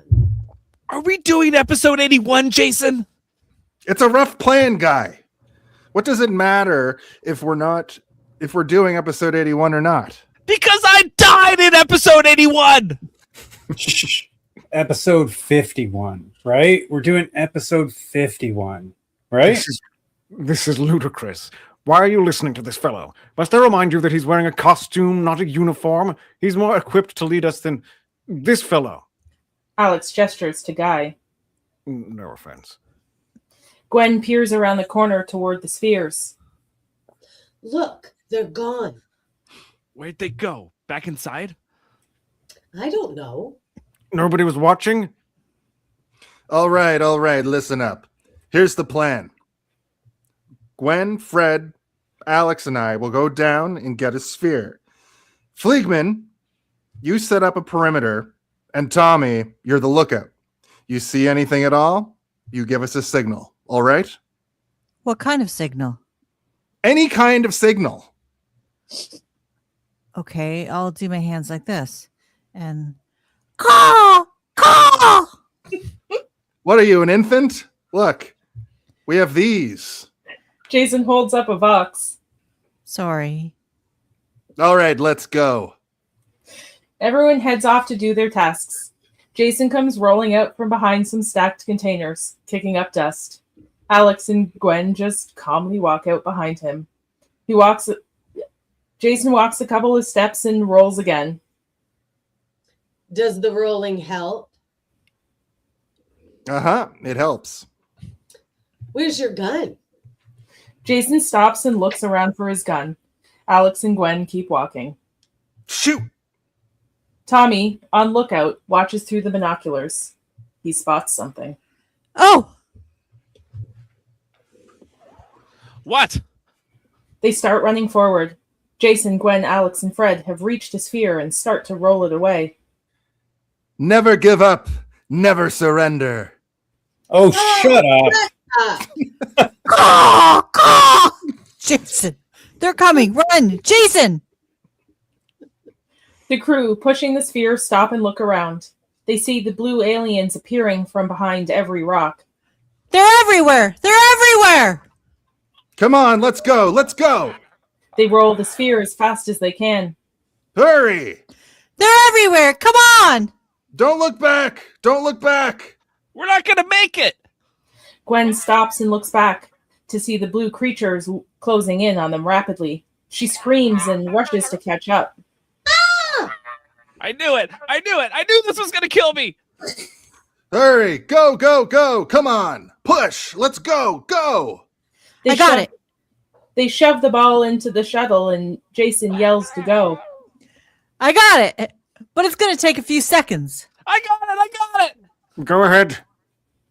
There's no time. Get it. Get in. Of course, I forgot you have to be the hero, haven't you? Heaven forbid anyone else get the spotlight. Oh no, Jason Nesmith. Jason punches Alex and he falls into the shuttle. Oh, Jason! Jason, come on, hurry! Tommy, go. I'm in.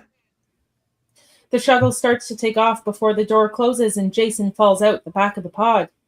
Help! No, Jason, please! Tommy, stop the pod, stop it! I can't stop it. It's on autopilot. Go, leave him. No! The pod lifts off the ground with a number of creatures clinging to it. Jason is on the planet's surface, held up by dozens of little blue creatures. Oh, right. Of course. It's always about you, isn't it? The ship continues to fly upwards. The last clinging aliens fall to the ground. Jason is lying on the ground. The creatures are gathered around him. Last friend. It looks like a child. What should we do? Hit it with a rock. We'll eat it. A creature raises a rock and strikes. Jason is knocked unconscious. The little blue creatures are gone, replaced with an ugly pig creature. It sniffs at Jason's unconscious body and licks his face with its gross big Jabba the Hutt tongue. This wakes Jason. Oh, hey! Jason rises quickly, struggling to get away. In the background, we see the little blue aliens up in the hills, chanting.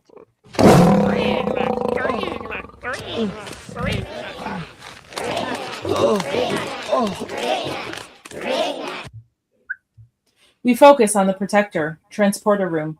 Gwen, Guy, Tommy, and Alexander run in. Jason, can you hear me? Yeah, Gwen, you got me. Thank God. Are you okay? Yeah. As a matter of fact, I've got Gorignac staring me in the face right now. But you know what? I think I can take him. Jason, we're going to use the digital conveyor to get you out of there. The digital conveyor? Yeah. You mean I'm going to be diced into cubes and sent up there in a million pieces? Right. Well, you know what? I think I'm going to take my chances with the Gorniak. We're getting you out right now. It's perfectly safe, isn't it, Teb? It has never been successfully tested. What did he say? Hold, please. Theoretically, the mechanism is fully operational. However, it is built to accommodate your autonomy, not ours. But now that Sergeant Chan is here, he can operate it. It is designed watching his motions from the historical documents. I mean, I can't. I can supervise. Jason, we're going to test it. On what? How about that pig lizard? Hey, I'm doing all right with the pig lizard. Please, Fred, and hurry.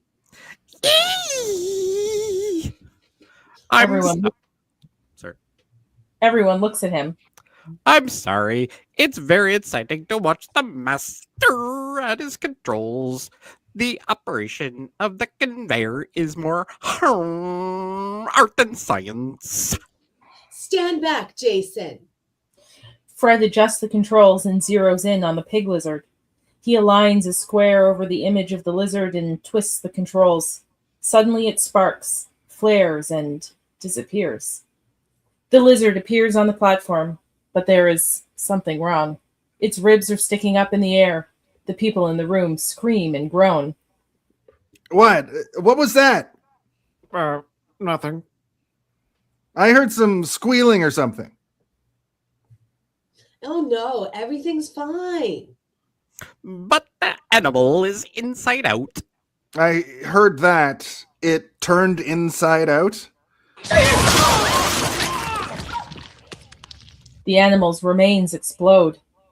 And it exploded. Did I just hear that the animal turned inside out and then exploded? Hello? Hold, please.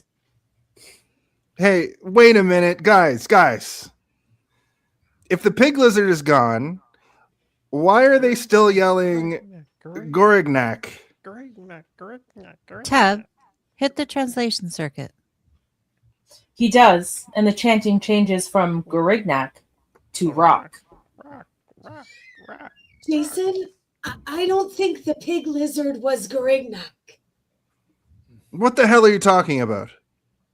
Jason hears a rumbling and slowly turns around to see the rocks gathering into a walking shape. Oh, damn. Jason takes off with the rock monster hot on his tail. Digitize me! Come on, Fred. Not me. Come on. They based it on your hand movements.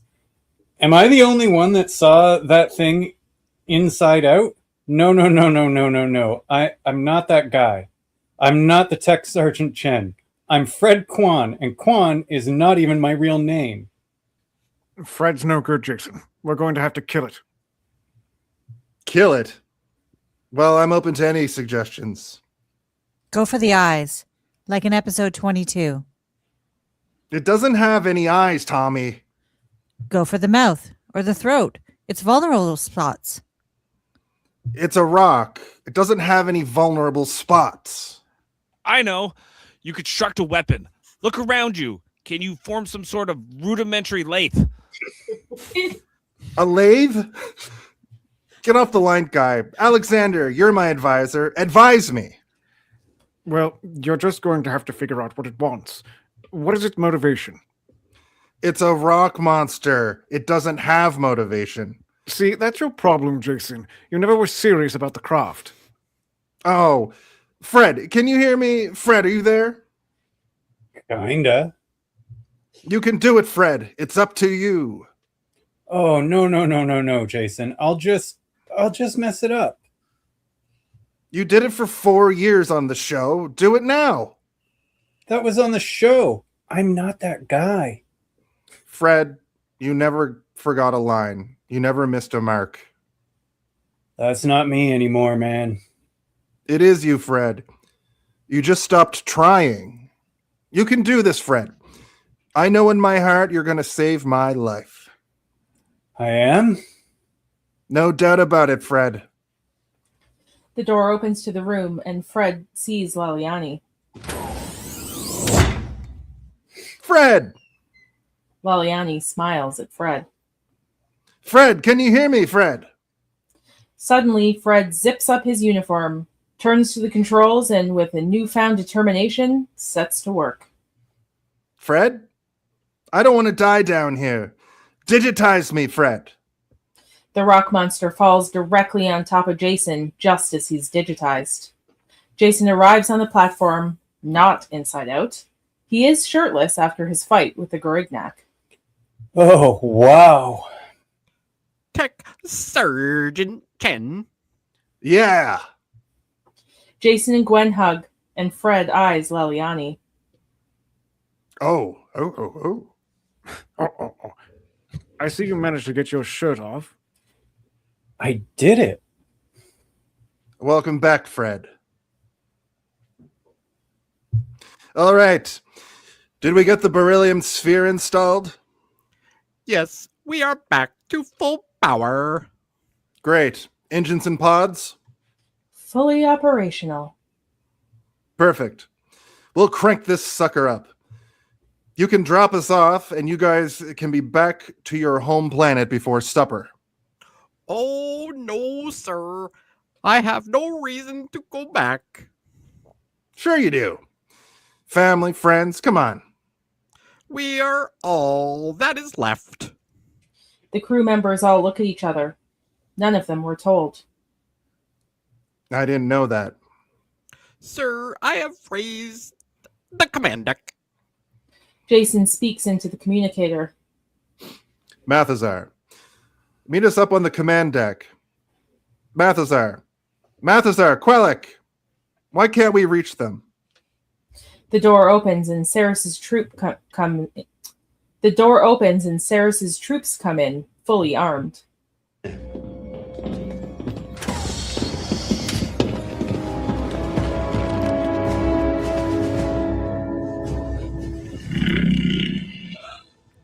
Ceres enters. Guy faints. We focus on the command deck. Jason is tossed into the room. All the other crew are dragged in. Mathazar is strapped to a table.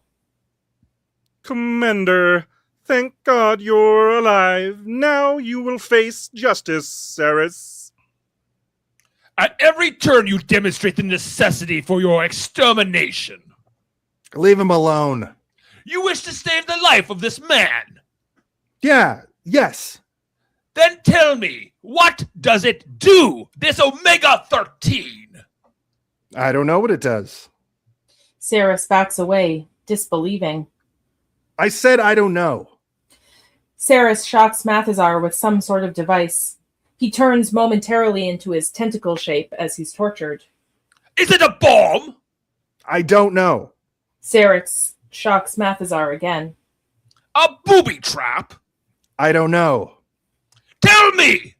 I don't know. Do you think I'm a fool? That the commander does not know every bolt, every weld in his ship? Prepare a tear harness for the female! No, Gwen, no! You brute! Let go of me! I'm not the commander. What did you say? I said I'm not the commander. Leave them alone. There's no reason to hurt them. They don't know anything. Explain! Gwen, show them the historical documents. Computer, show the historical documents of the Galaxy Quest missions. An episode begins to play.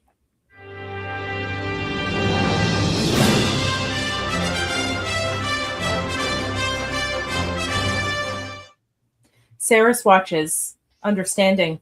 He begins by chuckling, then laughing. Wonderful! You have all done far greater damage than I ever could. Bravo! Bravo! This is a moment I will treasure. Explain to him who you really are. Tell him. Explain! Mathazar, there's no such person as Captain Taggart. My name is Jason Nesmith. I'm an actor. We're all actors.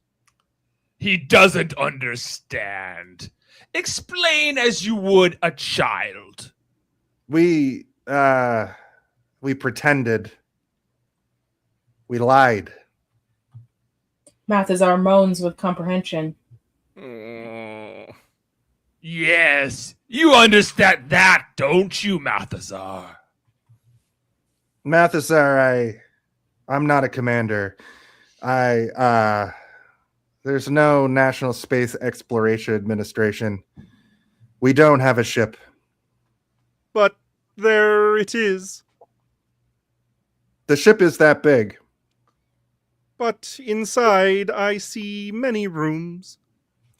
You see plywood sets that look like the inside. Our beryllium sphere is wire with plaster around it, and our digital conveyor is Christmas tree lights. It's a decoration. It's all fake, just like me. But why? It's difficult to explain. On our planet, we pretend to entertain, and Mathasar, I am so sorry. God, I am so sorry. Mathazar gags.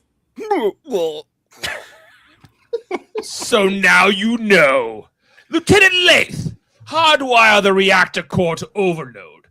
I would like to blow this troublesome vehicle to dust. Saris, what about my people? Yes, far too simple a death for them, isn't it? Lath, open an oxygen seal on level C. Let the air in a bit for our friends. Son of a... Jason jumps on Saris, but Saris hits him with the shock device and Jason goes down. Release them into space. Core overload. Emergency shutdown overwritten. Core implosion estimated in 9 minutes. Core overload. Emergency shutdown overwritten. The crew is being manhandled toward the airlock room. Hey! Where's the happy ending, Jason? Never give up. Never surrender. Jason watches a guard manipulate the door controls. He has an idea. He turns to Alex. Maybe it's about time you just backed off, you thin-headed monstrosity. Jason? You what? You're starting to act like you did in episode 17, you scene-stealing hack. Realization hits Alex. All right. Well, how does it feel, Jason? Was it worth it? You murdered us all. Shut up. Hundreds to die just because of you. I told you to shut up. Both of you, get in there. Hundreds to die just because you wanted to be a big commander, you raving lunatic. Then I'll see you in hell, won't I? Jason pushes Alexander and they begin fighting, punching each other back and forth across the room. On one punch, Alexander aims Jason toward a long pole-like device, which Jason picks up unseen by the guard. He swings it at Alexander, who ducks just in time, and the guard, right behind Alexander, is a perfect target. Jason whacks him. Look out, Jason. Alexander pushes the guard away. Get his gun! Get his gun! Alexander dives for the gun. Guy jumps into the fray. Take that! Guy throws the guard in the chamber to join his fellow. Just as they aim their weapons at the crew, the steel door suddenly comes down right in front of them.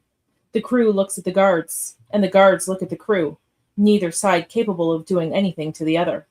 Suddenly, the door behind the guards opens, and they are exposed to the vacuum of space. In a second, they are sent flying out of the craft by the air in the compartment. They are gone. The crew turns to the door controls, and Fred is standing there. Sorry, door was a little sticky. Did you see that? I'll get one of my boys up here with a can of WD-40. Alexander hugs Fred, and the entire crew is happy. You used to pull your punches. You scene-stealing hack. Thank you. Raving egomaniac. Can't think of where I got that from. Guys, look. They see, on the monitor, the crew of the spaceship struggling to breathe. They're suffocating. Core overload. Emergency shutdown overwritten. Core implosion estimated in 8 minutes. The crew races off. They have to do something. They can't just stand around.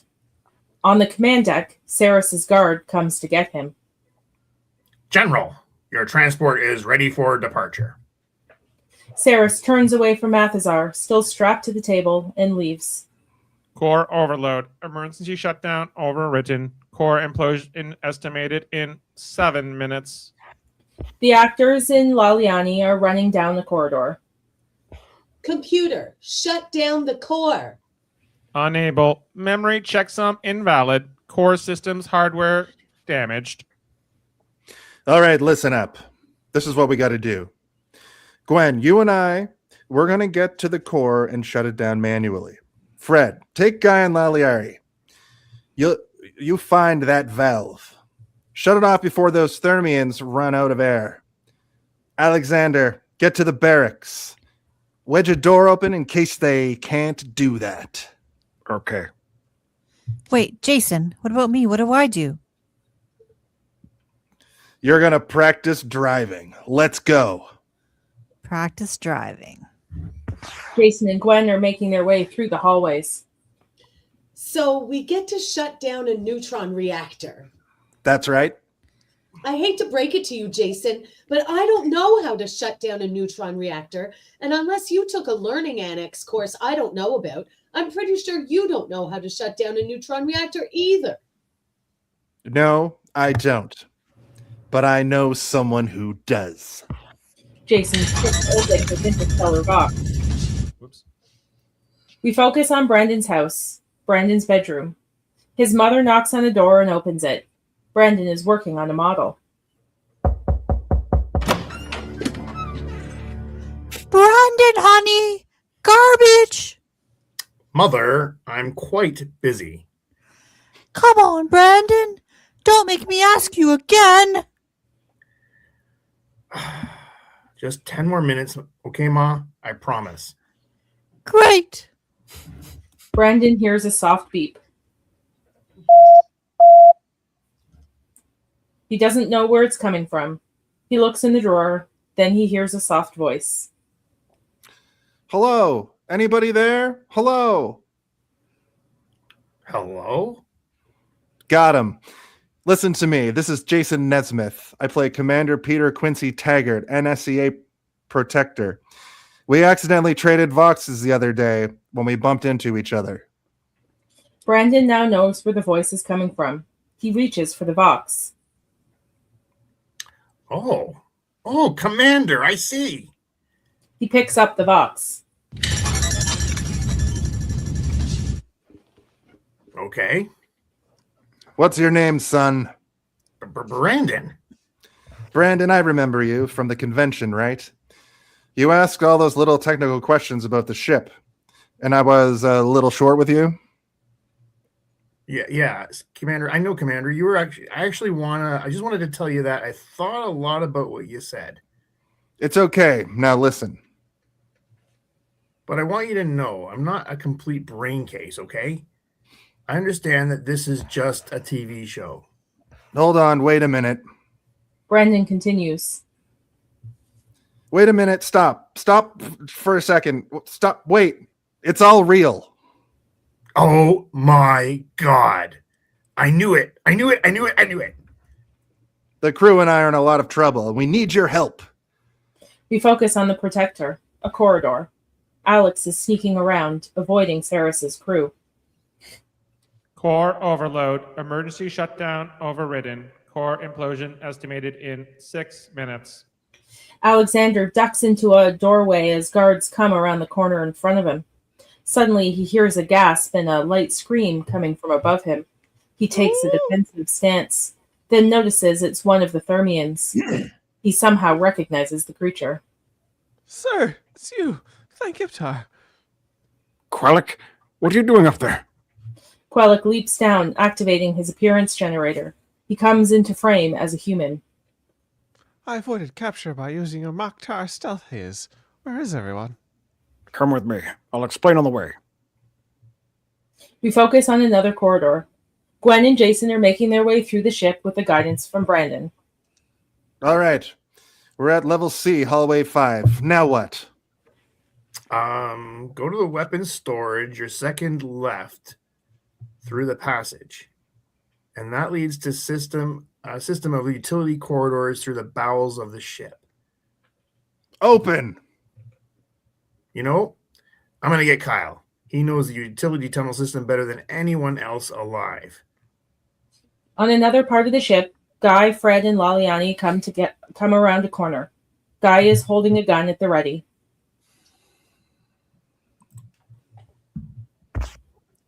$38, $39, $40. They reach a doorway. All we have to do is turn off the valve to the barracks. They look through the window to see that the room is filled with Saris's guards, sitting around chatting. They can't get to the valve, and the situation appears hopeless. We focus on Brandon's bedroom, computer screen. Kyle is on the screen. Hi, Brandon. No time for pleasantries, Kyle. We have a level 5 emergency. You still got the utility systems walkthrough, right? Yeah, I've got sectors 1 through 28.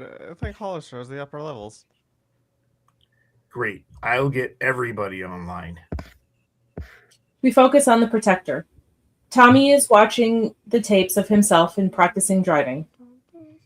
Pedal to the metal, Commander. Pedal to the metal, Commander. We focus on Saris's ship.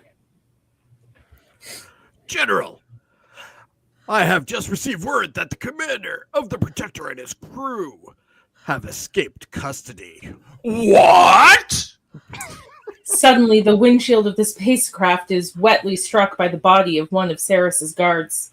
He glances at it dispassionately, then turns back to his lieutenant. Find them!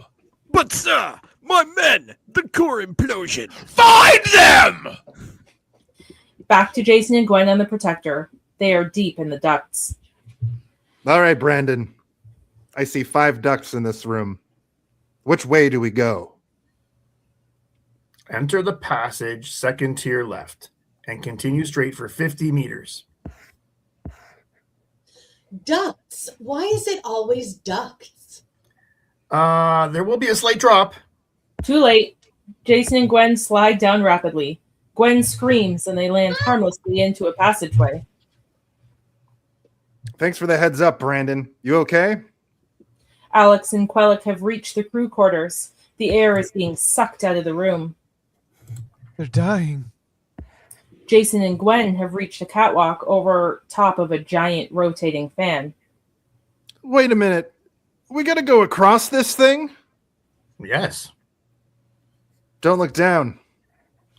What I'd give to see what you're seeing. What are you talking about? You're deep in the underbelly of the Omega-13. Oh, it must be spectacular. It doesn't look like much to me. There's just these few walls and this dumb spinning fan that we have in every single. Jason looks up and a look of incredulity crosses his face. He points and Gwen looks up too. What they see is the inner workings of the Omega-13. Nodules spinning and glowing, jets of light shooting through it. Brandon, what does the Omega-13 device do? Oh, well, many have believed that it's a matter collapser, a bomb capable of destroying pretty much everything in about 13 seconds. But myself and others are convinced of what it is. It's a matter rearranger affecting a 13-second time jump to the past. Why 13 seconds? That's really not enough time to do anything of any importance. It'd be time enough to redeem a single mistake. What? A laser blasts around them, and Jason and Gwen have to move. Jason fires back as he ducks around the bend.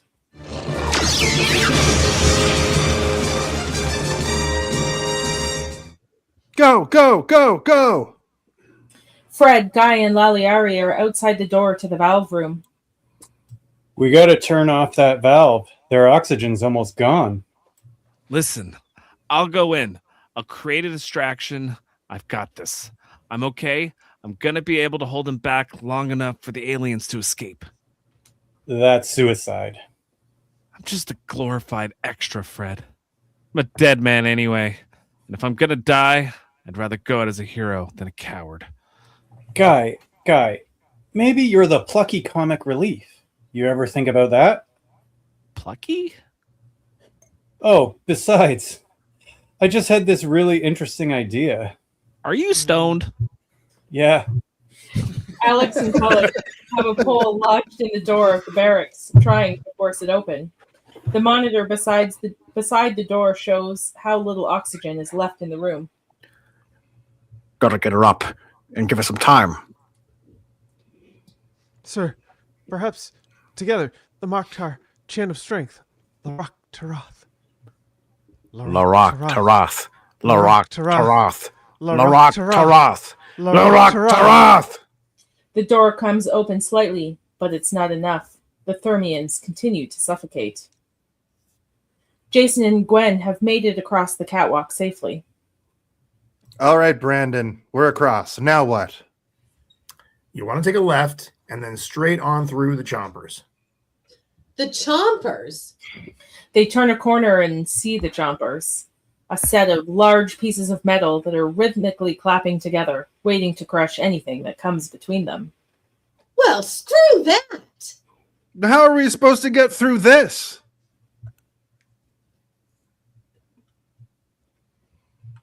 Hollister, do you have the sequence yet? Guys, the sequence is 2, 2, 4, 2. What is this thing? I mean, it serves no useful purpose for there to be a bunch of chompy, crushy things in the middle of a hallway. Guards catch up to them. They have to move. Now. We shouldn't have to do this. It makes no logical sense. Why is it here? Because it's on the television show. Well, forget it. I am not doing it. This episode was badly written.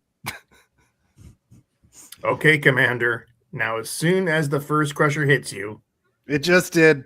Okay, go now. Go. Go. Stop. Go. Wait a minute. Go. Go. Come on. Come on. Come on. Jason drops his gun and it gets crushed like a piece of butter. They reach the end. Jump, Commander, jump! They do, just in time, as flames shoot up out of the floor. Whoever wrote this episode should die. Cut to Fred, Guy, and Laliani. Fred is setting up the digital conveyor. This should be interesting.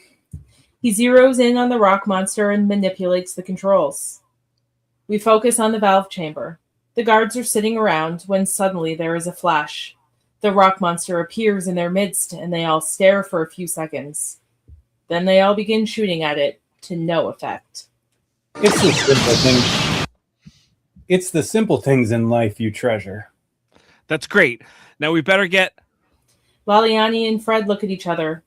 Then Laliani grabs Fred and kisses him. Hey, guys, get a room, guys. Her tentacles start to come up from behind him. Fred smiles and gives himself up to it. Whoa! Hey, Fred! Hey, Fred! They fall to the floor, kisses intensified. Oh, that's not right. No. Gorignac chases Saris's men out of the valve room and down the halls until it breaks through the side of the ship, thrusting them all into space. Fred makes it into the room and opens the valve. Alex and Quellic celebrate as they see the change in the barracks. Sir, the pressure, it's normalizing. All right. The door opens and they enter to help the Thermians. We are saved. He has saved us. Saved us. Wow. He saved us. He Can't saved believe us. it. I can't believe it's not butter. Alexander marches forward to receive his praise. Commander Taggart has saved us. It's just not fair. All right, Quellic. Let's get back to the commander. A laser blast from the hallway hits Quellic in the chest. I am shot. He falls. The guard who shot him advances, raises his gun to get off another shot, but he misses, and then his gun jams. Alexander and the others manage to get Quellic out of the line of fire.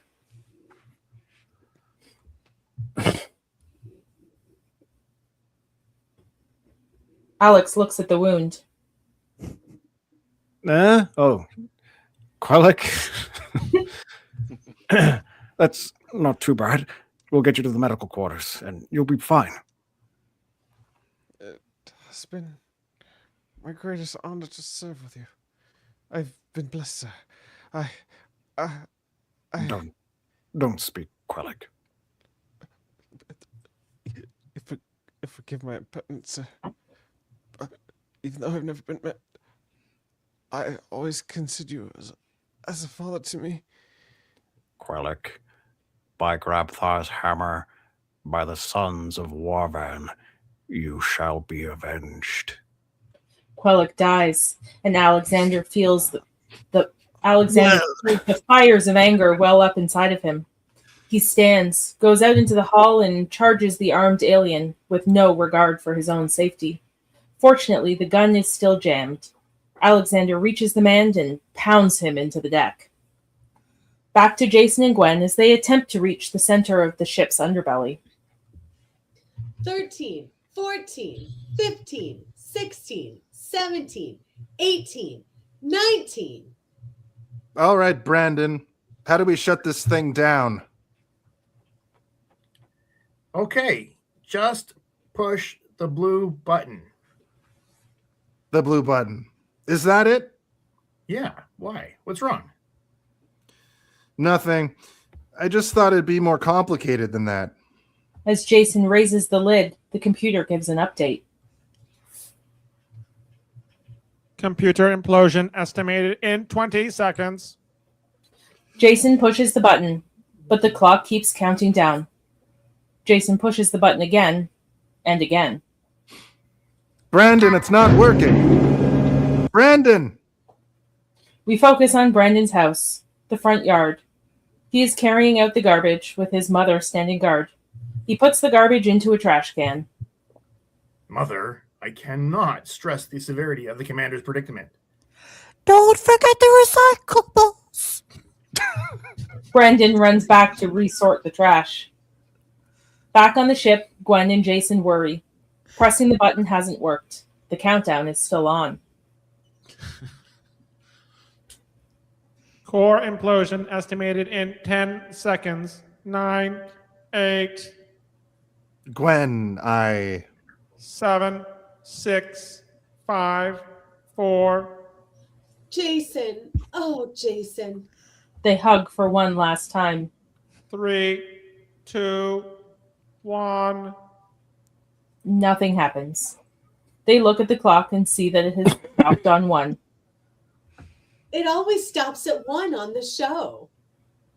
They laugh with relief. Jason turns to leave. They have work to do. What were you saying? We focus on Ceres's ship. Sir! What? The core detonation sequence of the Protector has been aborted. Impossible! Impossible! Like a complete... Ugh, let me think about this for a second. Like a complement of implosion missiles under the Protector. I'll have your head on a stick, I'll tell you that. Tear her apart! I gotta go! We focus on the Protector. The Thermians and the Earthlings are fighting the invaders, and they are winning. Alexander marches through the fray, striking at any enemy who makes a move. Jason catches up with him, and as he is beating one of them up. He's finished, Alexander. Listen to me. It's okay. It's okay. The Thermians can handle it from here. We gotta go. Come on. Alexander's reptile headgear has come askew, but he doesn't seem to notice, and neither does anyone else. We focus on the command deck. Jason, Gwen, and Alexander arrive at the command deck on the run. We need that armor back up. Get me a forward view right now.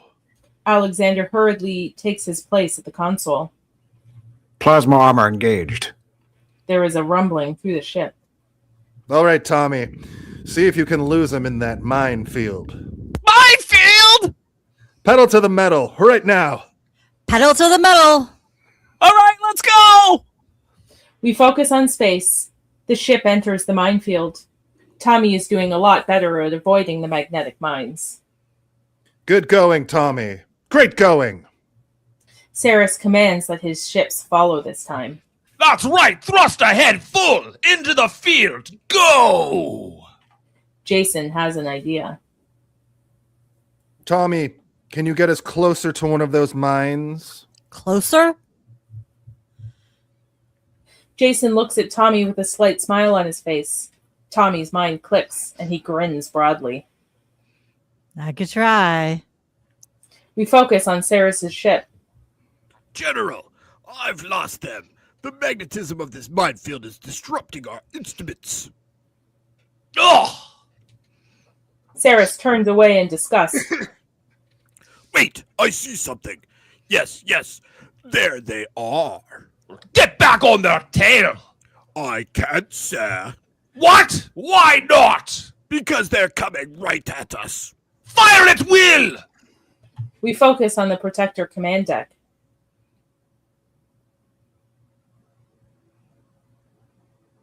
Muted. Whoa, we're getting hammered, Jason. Return fire? No. Divert all energy to the armor. Saris is on the view screen. How adorable! The actors are going to play war with me! Saris's ship accelerating toward us at Mark II. Accelerate to Mark IV. The ships are heading toward each other at a rapid rate. Let me remind you, Sonny, I am a general. If you are counting on me to blink, then you are making a deadly mistake. Well, let me tell you something, Saris. It doesn't take a great actor to recognize a bad one. You're sweating. Oh, Armor almost gone, Jason. you fool! You failed to realize that with your armor gone, my ship will tear through yours like tissue paper. And what you're failing to realize is that my ship is dragging mines. We focus on space, Protector exterior. As the ship passes below our point of view, we see that behind it, attracted to the ship's metal but not able to catch up, are hundreds of mines. Oh no! Turn! Too late. The Protector pulls up and the group of mines it was dragging heads right for Saris's ship, tearing it apart. We see Saris run away from the forward part of the command center and stop before a console. Then the ship explodes, lighting up space with a huge fireball. We did it! Everyone cheers at the total destruction of the enemy ship. Yay!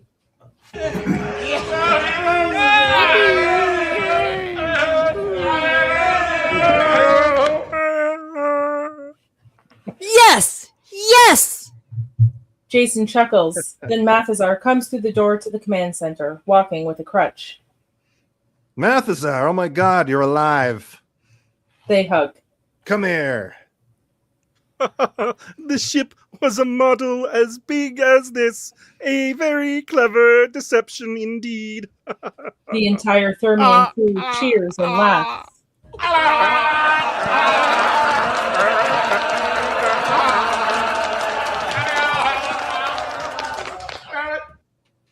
Set a course for home, Commander. Can you do that? Oh, yeah. Just point and click. But we're going to have to go through the black hole. Any objections? No one objects at all. All right, set her up. Jason notes that Mathazar has a sad look on his face. What's the matter, Mathazar? We were hoping you could come with us. My people have no commander. Mathazar, I think your people have a great commander. Then he gives Mathazar the Galaxy Quest salute and bow. Mathazar's people also salute and bow. Mathazar whimpers, and Teb salutes and follows. All right, Tommy, take us into the black hole. Tommy manipulates the controls like an old pro, and the ship enters the vortex.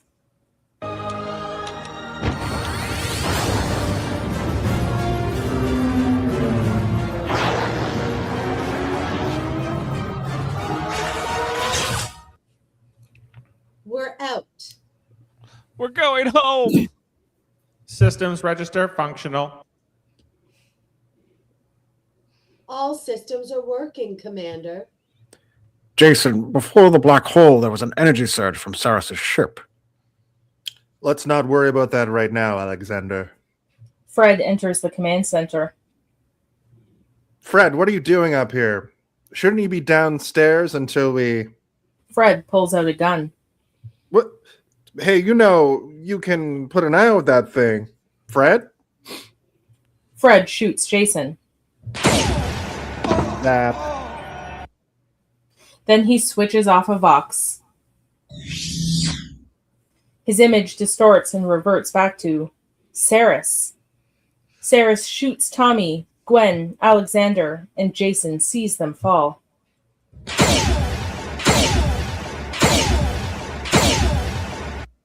These are the people he loves. He can't let this happen. He musters the last of his strength to call out to Mathazar. Mathazar, activate the Omega-13. Mathazar rises and turns it on, which brings an active button up in front of Jason. He presses the button. The Omega-13 sends a signal throughout the universe, and time flips backwards. We're out. We're going home. Jason is the only one who remembers what went on just a few seconds before. Computer register functional. All systems are working, Commander. Jason, before the black hole, there was an energy surge from Saris' ship. Now Jason knows what that surge indicates. He watches the door that Fred will come through. As Fred enters, Jason charges him, knocks the gun out of his hand, and beats him to the ground. His crew, not knowing who it really is, can't understand what is happening.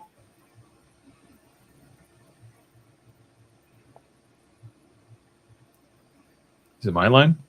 No, it's Gwen. Justin. Jason, what are you doing? What are you doing? Let go of me. It's not Fred, that's Saris. Listen to me, I'm telling you, that's not Fred. That's Saris. He's going to kill all of us. Fred turns into Saris and rises from the deck.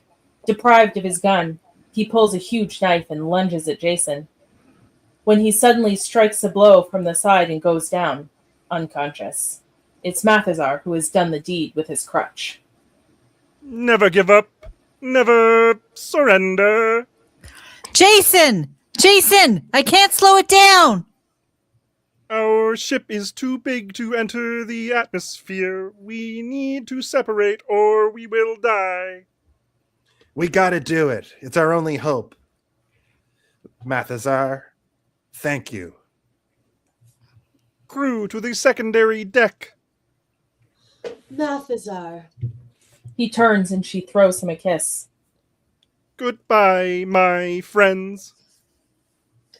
Fred, get up to the command deck. We're separating. Fred and Laliani are running through the hall when they meet Mathazar. He sees that they are holding hands and smiles, sending them on their way. The ship separates and Mathazar takes command of his section. On, Teb, on. The command portion of the ship is entering the atmosphere dangerously fast. We focus on Brandon's house, living room. Brandon's mom and dad are on the couch, reading newspapers and watching TV.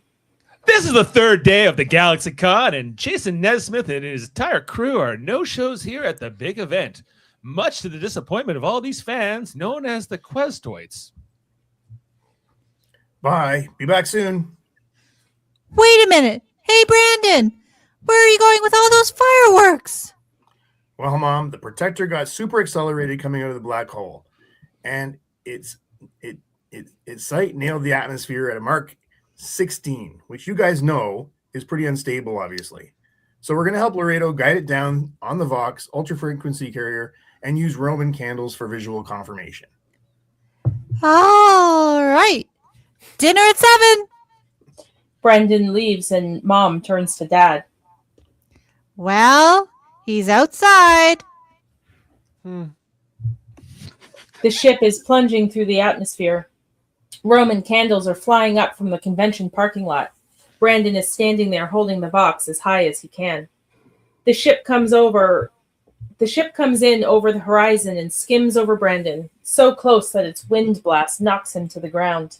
It lands in the parking lot at a high rate of speed, taking out a number of cars, then continues on through the building, ending up at the stage, where it settles in a cloud of smoke and dust.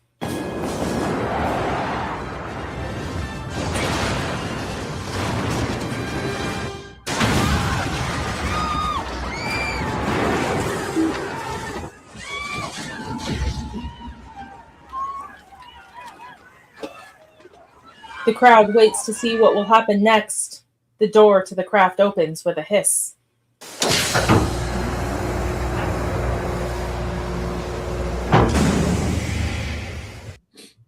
The announcer takes his place at the microphone.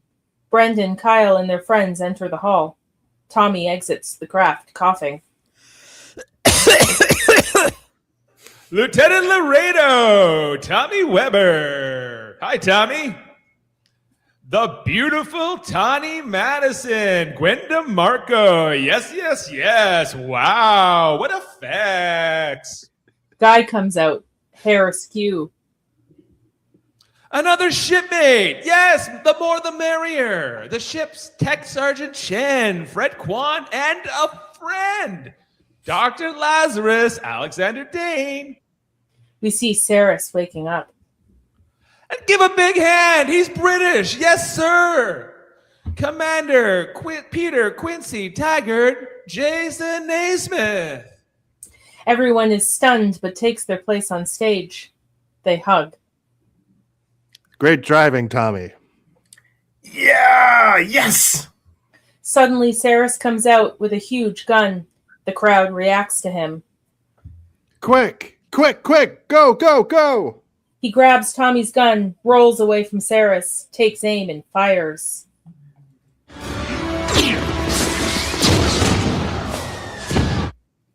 Saris is hit and immediately dissolves into nothingness. The crowd cheers. Come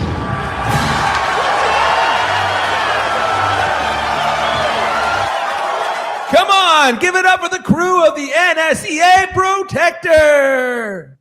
Jason walks up and takes Gwen's hand. Then they hug and kiss. And Jason leans her over for a deep kiss. Ah, yes, true love. Smoochy, smoochy, yes. One of the girls in the audience faints. They're here for you, folks. Give it up. What a show. Jason raises his hands and the crowd cheer him.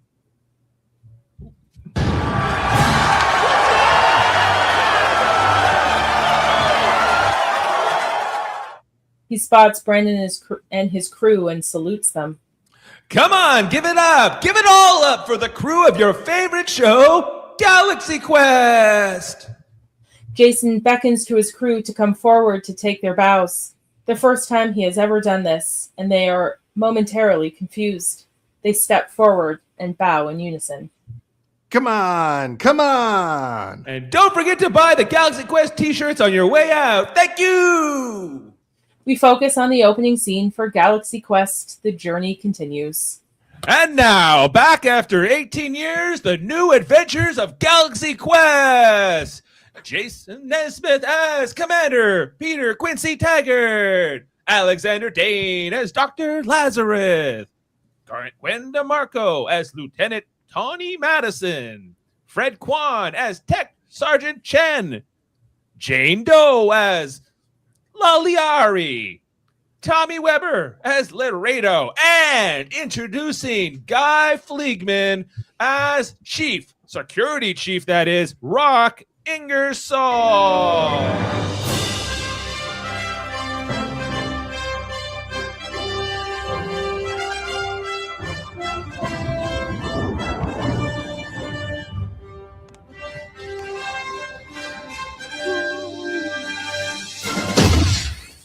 And yes, that concludes our reading of Star Trek Radio Theaters. What were we doing? Galaxy Quest? Let's bring the whole crew in here. It only took us almost 2.5 hours. Come on in, Jane. Man, that was like the longest script I think we've ever done.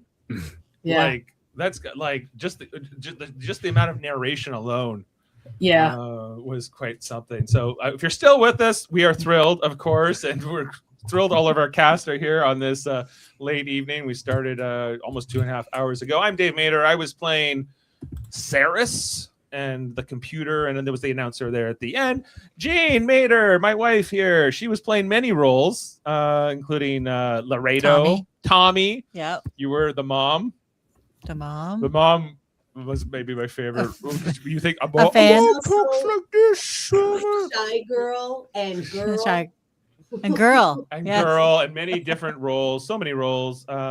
Yes, you were also, I don't know, a whole bunch of different characters. Let's bring them all in. Jody Simpson, he was playing, he was many different roles as well. He was Teb. He was Lath, my second in command. Yes, I was. Yes, I'll have you head on a stick. Hollister. Okay. You were creatures and photographers and young children. I apparently was the creature, but I didn't do it. So I Um, think Murphy did both of them. Oh, did he? Yeah, because Yeah, I my missed name it. wasn't there, so I didn't do it. Yeah, I missed it. Yeah, no worries. No worries. He Yeah, did a that- great job improvising. That's why it sounded like he was talking to himself. Got it.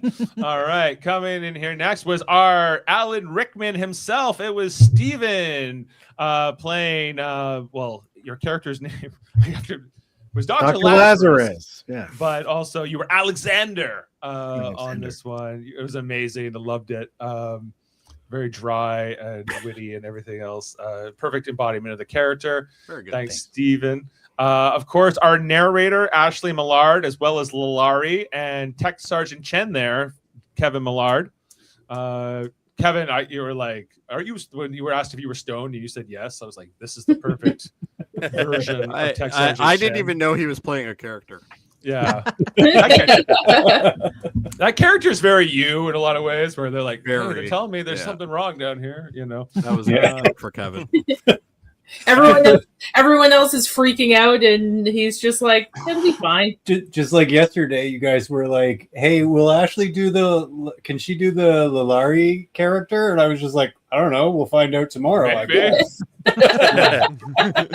It was great, really a lot of fun there, and I guess you were also romantically involved by the end of this story, so that was nice. Yeah, true love. Where were those tentacles going? We're better to not know. Of course, we had Heather Narduzzi coming to us from New Brunswick. She was playing, of course, Gwen, as well as the Sigourney Weaver character, Gwen, and I got to keep track of who both characters' name, Gwen and Tawny Madison. Lieutenant Tawny Madison, computer, show me tentacles. That was a good that bit still works where you're just talking to the it's computer. great. Yeah, it was a lot of fun. Love the wig. Great job. It's not a wig. Fun wig. Of course, you were playing. You had some at least fictional smoochies here with Jason R. Phillips. Yes, yeah. That was great when you throw some Home Improvement vibes in there. as You well. have to. Jason Phillips playing Jason Nesmith, also known as Commander Taggart. And I couldn't help but love all your bits there with Steven, where he's calling you the egomaniac and contrived. You guys, of course, coming from the Hey, Did You See This One podcast? That's right. Playing these versions. It was really easy to do. Yeah, we fight like that in real life, so it was perfect. There's a lot of parallels in this to my real life. I'm also named Jason in real life, so this felt like a weird. I got sucked into this podcast, much like these actors got sucked onto the bridge of the Protector. For real, You had a ton of lines. Like I think there was a lot. You and Ash, so great job to keep up. My That first, was a marathon. for my first radio play, yeah, that was a lot. We're like, you'll be the lead, and we'll give you the most dialogue we've given anybody. You've never ever. done this before. You get to talk the most. Yeah, perfect. Exactly. Of course, a man who had a little less to say, but did a great job filling in the background roles and various aliens and creatures and cynical people. Yes, that's good. Including Okay, talking to himself. Chris Worldmine Murphy, great job, Chris. I was shot. No, it was fun. I am did shot, my but best you for were it. avenged. You were avenged. By Grabthar's hammer, I was avenged. Yeah, so that was great. Thanks, job there, Chris. Also, we had an amazing Mathazar played here by Justin Velociraptor himself. Thank you, Dave. So you get to do like this Kermit for the 2 years in a row, but it was like Kermit was so fitting for this character. I tried to de-Kermitify a bit, but it just didn't work. It just kept creeping back in, and then I was like, "Well, the computer should also be a Kermit because it was built by Mathazar or something." I think you were fantastic. Yeah, great job. Why really, are like there so many you did a really songs good about job wormholes? capturing that character. I thought, and really, I agree. Justin, I can tell that you've seen the movie probably as many times as I have because you hit so many of his lines exactly the way it's delivered in the movie. Yeah. I have seen this movie an awful lot. Actually, probably more than some of the original Trek movies, which is saying something. Yeah. Well, and Jane and I were watching at least it the first today, one. and we're like, we're both like, have we actually watched this whole thing the whole way through? I'm not sure. I think this was my first time watching it, believe it or not. Like, I've seen clips. That's crazy. I thought I had seen it. Like, I was just, oh, yeah, I saw that. Oh, no, I hadn't. Yep. I kind of wish I did went and watched it again because it's been a while since I've seen it last. So you did great, totally know what I was doing. Also coming in, my brother Jeff Mater, who was playing crewman number 6, also known as Guy, and he got a whole name at the end. You didn't even think he had a last name, but turns out he does. You do it. You do a good Sam Rockwell, by the way. Yes, you do. Yeah, it's very good. I was actually thinking if we ever do the like,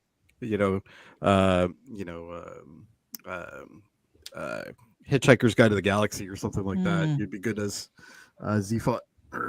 Just do Moon, and it's just Jeff Yeah. the whole time by himself. Just We Jeff. can't do Moon. Oh, we should do the Green Mile just for Jeff. Just so That's he what I can be. was just gonna say too. I want some of that cornbread. Iron Man 2. Iron Man. Yeah. Just Actually, I hammer. thought his role in this is so much like his character in Iron Man 2. Like his delivery is so similar to Hammer. It's only like 10 years apart, the movies. Well, right? it'd be the other way around, yeah. Yeah, great job. Radio Theater of Event Horizon coming around the corner. And I love that movie. Don't tease me. Our Brandon, our Justin Long, amongst other many characters, was Adam Woodward playing Brandon. You were Lank, a Thermian. That you were the Thermian commander that I was torturing to death for. And fan number 1. And fan number 1. Fan number 1. And a Classic soldier role. and a guard, maybe 2 guards. It's unclear. You were throwing a lot of like random one-lines here in different scenes, but you did a great job, Adam.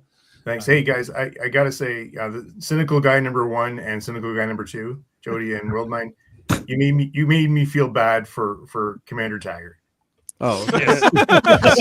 Yeah, the guy sucks, right? That was typecasting. Yeah. might have been a little. What, you Great guys think job I'm to the cynical? entire cast. Well, no, not you as much, but I believe they were referring to me. Both of you are rays of sunshine. Yeah, I What are you don't know. talking Everything I've done with Murphy, he's been pretty positive. about? Rays of sunshine. Yeah, that's what he's known for. Well, that was a long one. I know we're probably all looking for a bathroom break or something. So Like 20 minutes ago. yeah, so we'll get out of here. It's been a long day. I apologize that I didn't have more sound cues in this script. I was meaning to do another pass on it, and then I decided I should watch the movie. Yeah, no, It was it's more good. important. So I should, but It would have been a 3-hour show. it would have, if I had put more sounds in this, though, it would have been even longer, right? Yeah. So we would have been. Maybe it's better I did. But I there have was to part. admit, your announcing voice was really good, though. Oh, you like that? Yeah. I like that little effect there, yeah. Yeah, I just had to click a And button your myself. Saris was spot on. Yeah. Yeah, I was Sarah's very- was amazing. great. Yeah. It was great to have lines with him. Yeah, I liked doing Saris. He was fun. It was kind of like when I did Dr. Chaotica years ago. When we did Bride of Yeah. Chaotica. It was kind of like the same voice, and I hadn't really planned that out. But when I was like, he's a villain. He would speak like this, and everything. He will else, so- speak like generic Klingon number 5. Yeah, exactly. I always like playing bad guys, especially like Yes. really mustache twirling ones like that. So that was enjoyable. So I was watching the movie today. I was like, he looks like a cartoon character. I need to go like with that kind of a thing. Yeah. Anyway, this has been great, guys. I do want to sign off here. I just want to thank the people that actually like had to do the script and stuff. Yeah, That's no. a lot of Yeah. work. Good point. Yes. Good point. Yeah. Yes. A tremendous I amount of wanted. Ashley did a ton of work today. What she said, she spent like better part of the day just trying to pull this apart. Because like unlike when we do the Star Trek episodes, we have like this other website we can always go to for the transcripts. But for this, we had to kind of like source something, and then it wasn't in great shape. Yeah, the formatting was terrible, so I literally had to unformat the entire script and then go through and format each line individually, and then I had to do the pass through with the movie. It was probably 18 hours of work. Yeah, it was a Oh, lot. It was a lot. And I was working Wow. on Thank you. all yesterday too. Like, Yeah, I was just, like between Hats off Dave to and you I, guys. it's been like 4 days of us just nonstop on the script. Well, I do want to say I really put in a lot of effort myself. Like I showed up and I said some things. Yeah, like yesterday we were like, "I'll buy you this tomorrow." Yeah, like yesterday I didn't even know if I was. by himself. Yeah. Oh, I also want to give a huge thanks to Heather Narduzzi for helping pull together the cast for this, Indeed.